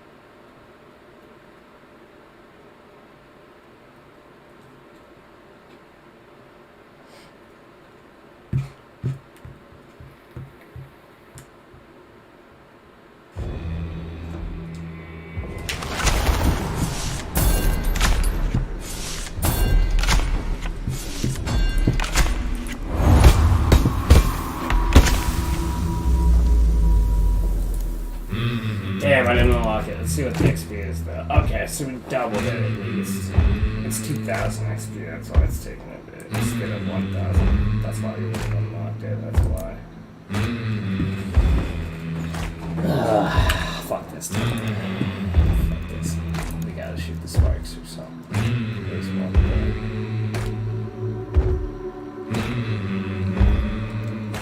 Or we get the levering on that. That'd be pretty fun. Yeah, we will actually.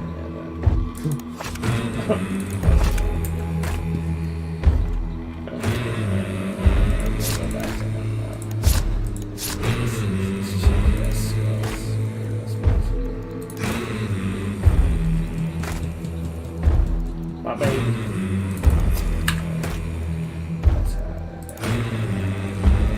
Here's what we're gonna do. Can I not lose them? There we go. It's a big difference here.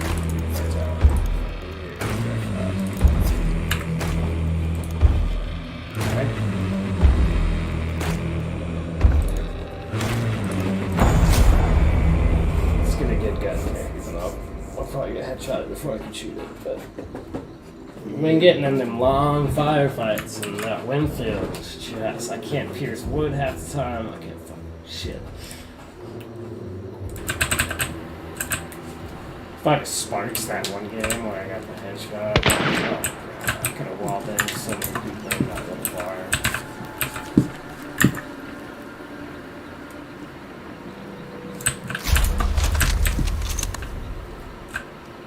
Oh shit, I got a not accurate. Some prestige to get some KKD.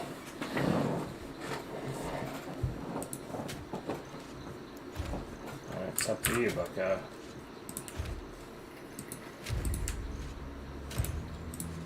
Maybe that's his alt account, so he thinks he's special.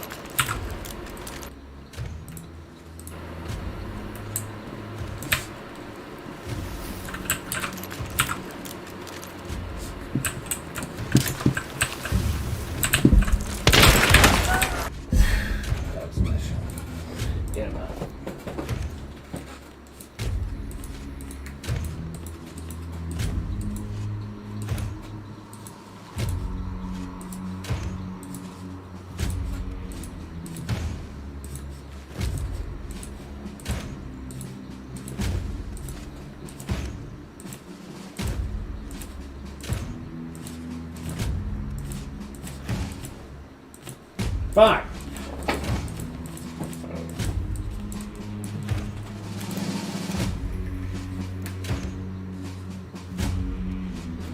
Hey, what's this kiddo shooting? Another carry, fucking Part 98. That's so true. Ooh, pistol. He was shooting a Caldwell conversion pistol, but not an uppercut. He's using a movie. Total movie. Yep. Gotta spend the 275 on the uppercut, buddy. Oh, what? You yapping to me now? Dang, long queue. Dude, it's been 45 seconds. This Muppet should have played this game 2 years ago. The queues were 9 minutes. Half the server would be full. Shut your mouth, kid. Ungrateful. They are... I was gonna say, they're usually this long and then it gets a game. It's been like less than 2 minutes. The kid's yapping. Shut up.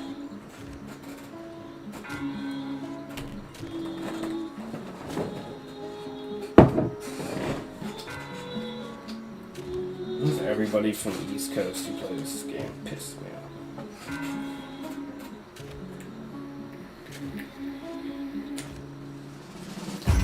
Actually, it's mostly foreign countries. Yeah. Yeah.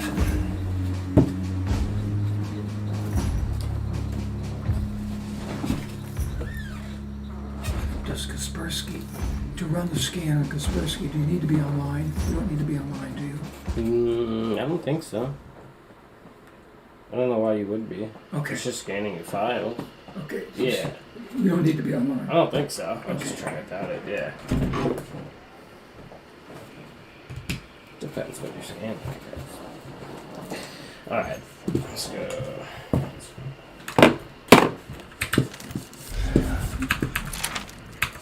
Alright. Alright, so we got the good spawn. I'm gonna check spawns. I'm gonna check spawns.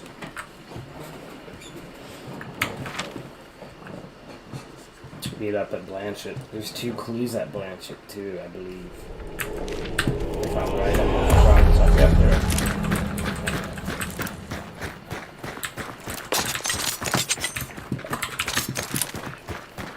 Don't need XP. Quiet.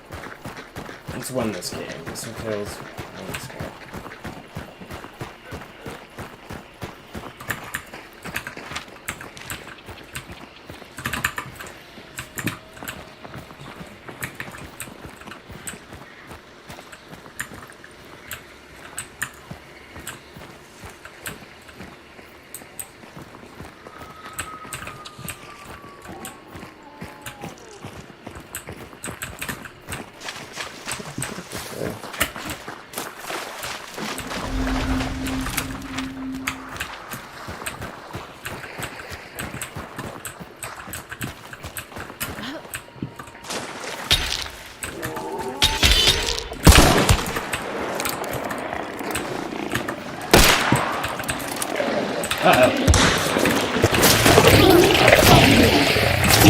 Don't worry, kid. I'll get all 4 of the dogs after that kid gets 1 HP. No big deal. No. I thought I hit him in the head. If I didn't, he had 1 HP left. Yeah, that was close.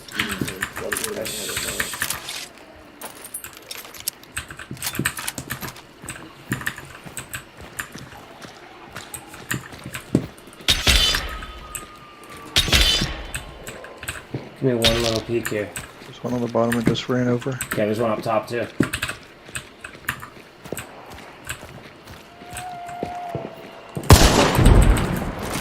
Thought that was his arm.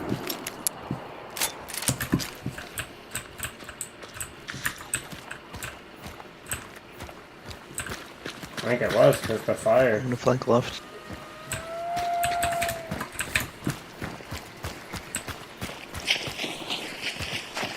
Yeah, these kids don't want to fight, they're pussies. Now would be the chance to shoot. Now I gotta shoot.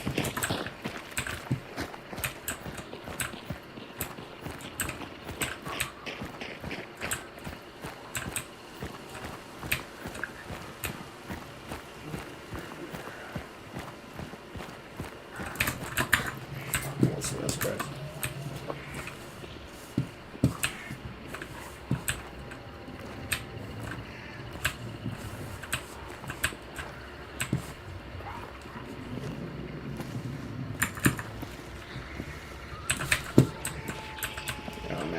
shot here, I know.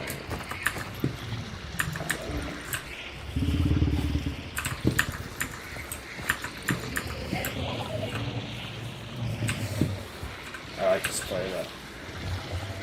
I like this play. Go in, go in. I'll have a shot.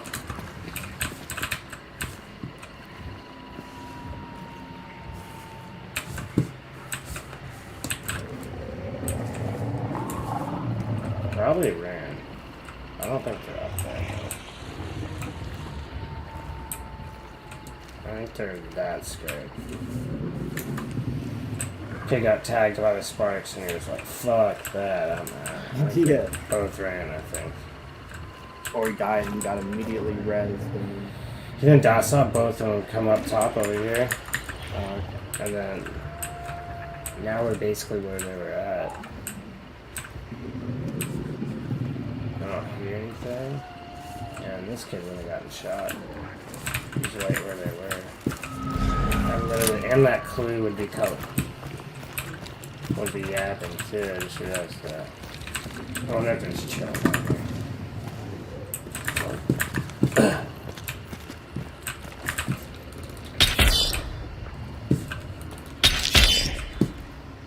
Yeah, heard him inside.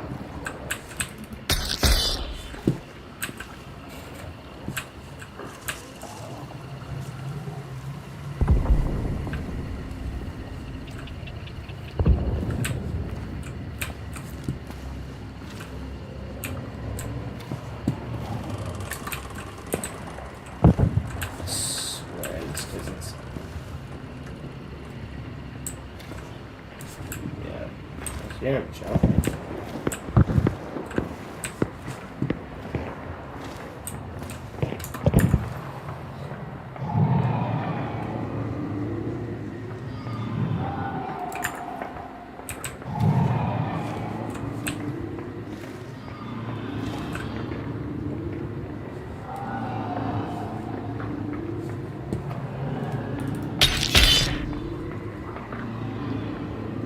Get inside, kid. What are you doing?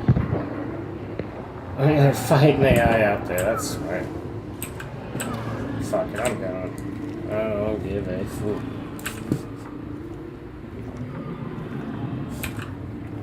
Is that a way to get home?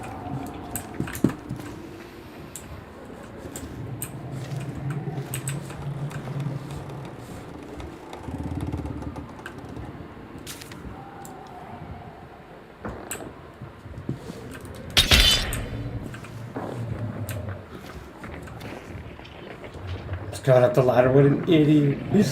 Oh my god, this poor kid. Why is he running? Oh, that was a nasty shot.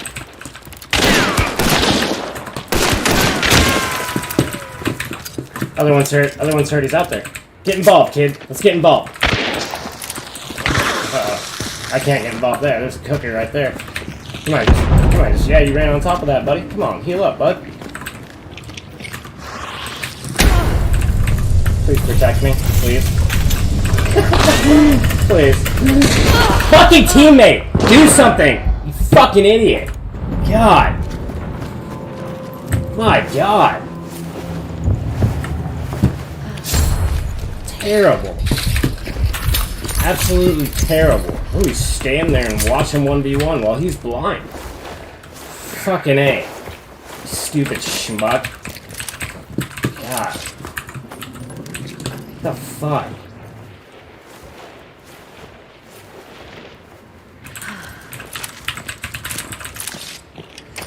Shit pisses me off. Where's the kid that I killed?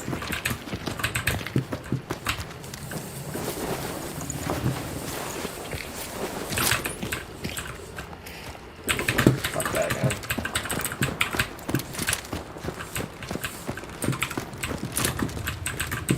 That's what I'm talking about.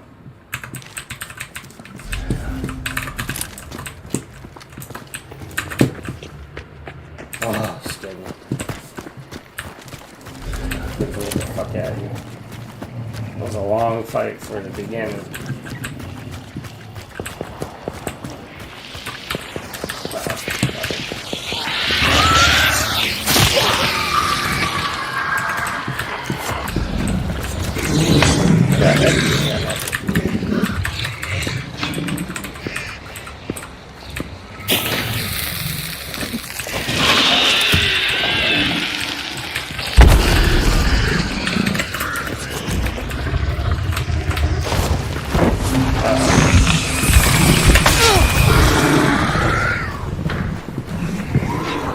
I tested that. That feels a little too much. That's fair. Very fast blocking, huh? That's fine by me. I need to kill this assassin. He does actually. I need to get my life back. My bar back. Oh god. Oh god. Oh god, I missed again. Oh my god, I missed again. Alright, that's good. It's bad. We're not how close we gotta be for them horses.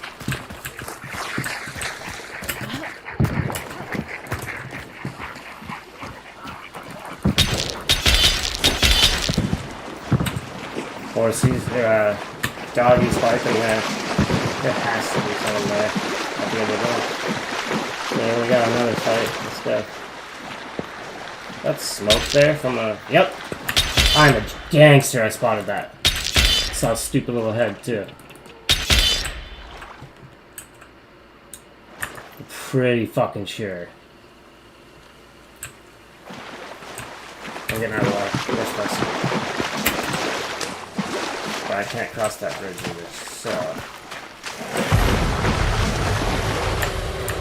That's fine, these kids think they're safe. Oh, yeah, see? Fight. Oh my god, they're everywhere. Fucking that actually scared the fuck out of me. A nitro? Wow. Try hard. Get out of the water! Oh my god. No, no, no, no. Get away from there. Get away from there. I got nitro. No. Alright, buddy. Let me stand on top of his body. I'm gonna look half a grand. But it just camped my body, but I guess not. This is solo.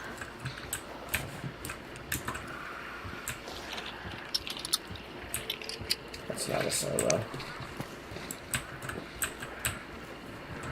That is not a solo at all. Let's see. Dead body. Oh wow.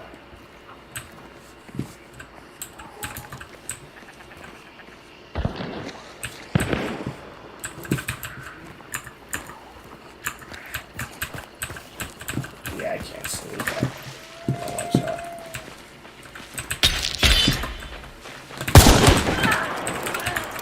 That was a nasty shot.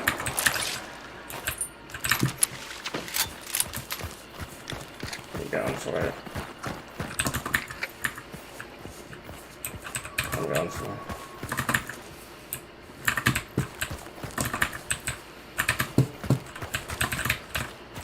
Wasn't a gun. It's got a double barrel shotgun. We're gonna shot it. Oh, with this Mosin. I went out. I went out.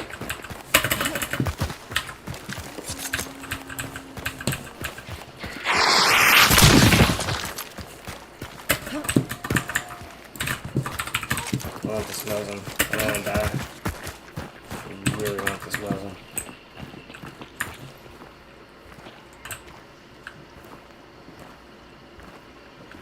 Say burn the body.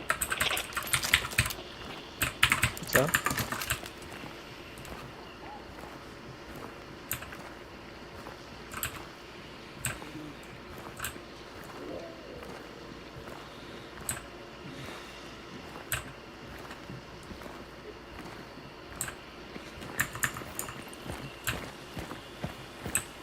I'm like a one shot with any gun. I might extract.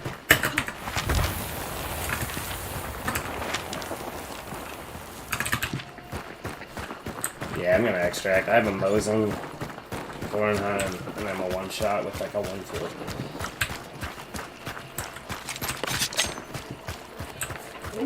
Where's the light? Dogs. I'm not going that way. We gotta go the smart way.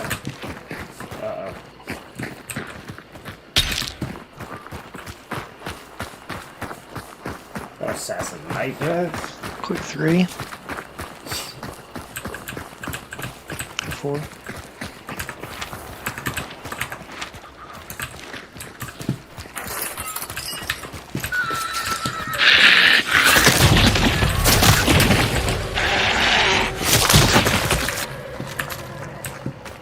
killed that horse, friend. I was yapping to the ulcer. Speaking horse, telling everyone I got loathing. Oh no! Okay, that's fine. I don't have any stamina, so please help me. Where are you, kid? Please? Bro, I am a one-shot to a Mosin. What do you not understand about that? Oh my god. Hey, now I'm a fucking one-shot to a piece of brick with a pistol. Crows on both sides. This kid has to remember I'm a fucking one-shot. Turkey knees.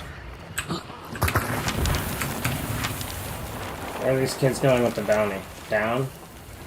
Perfect. That means I can go here. Where's that horse? I think someone's chasing us. Pretty sure. I'm dead then.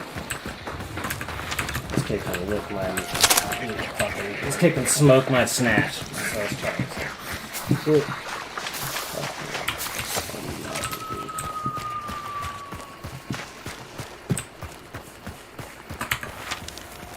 So where's this guy going? Yeah, see, we're good. Oh yeah, we can both extract side by side. I'm not trying to take your spider bounty, I just want my Mosin. It's like a $500 gun and I never shoot it because it's too expensive.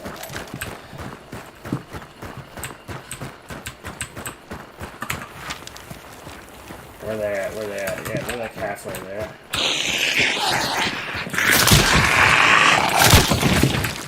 Shut up about it, guys. Jesus. Right there. I mean, let me see where I'm at. I could almost cut him off and fight, but I'm one shot.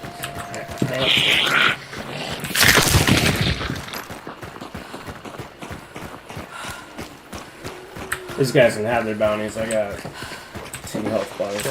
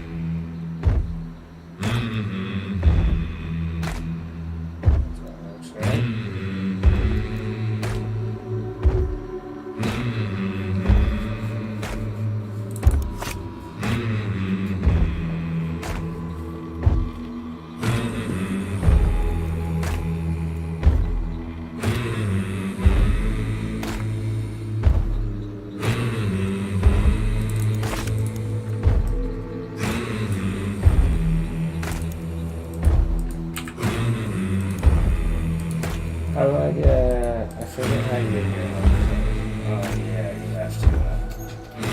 Let's see. Not really killing the boss, but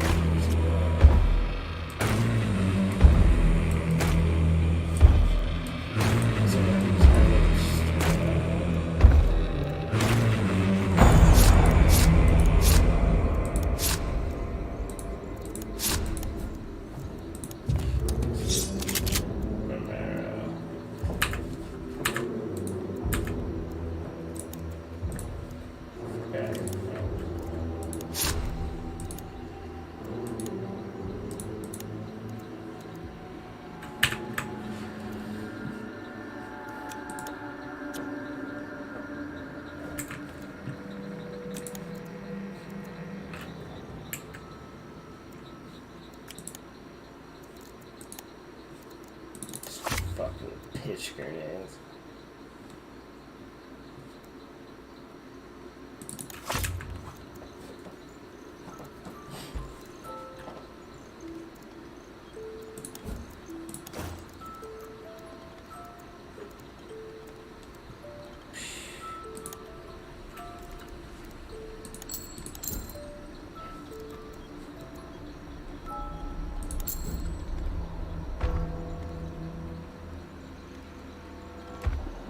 God, big funnel.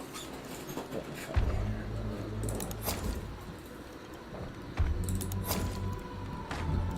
Let's throw a frog. Throw a frog.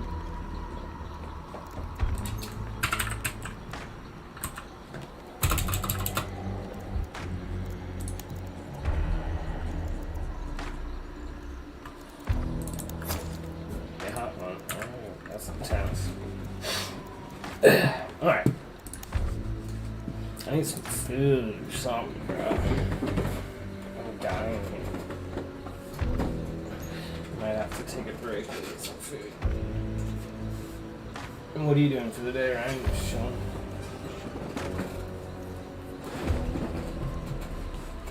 If you're there.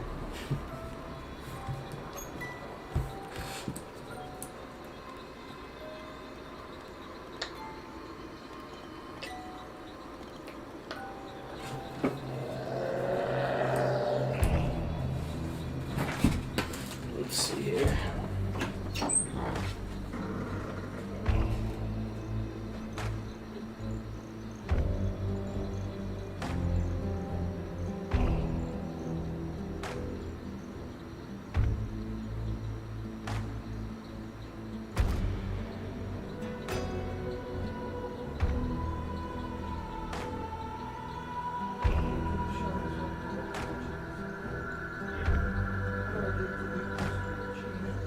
Hey, Molly.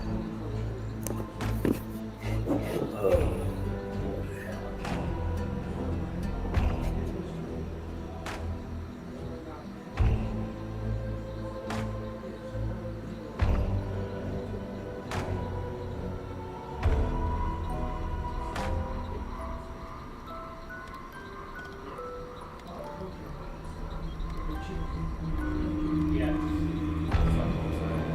Need food of some sort. I don't know what I'm gonna get.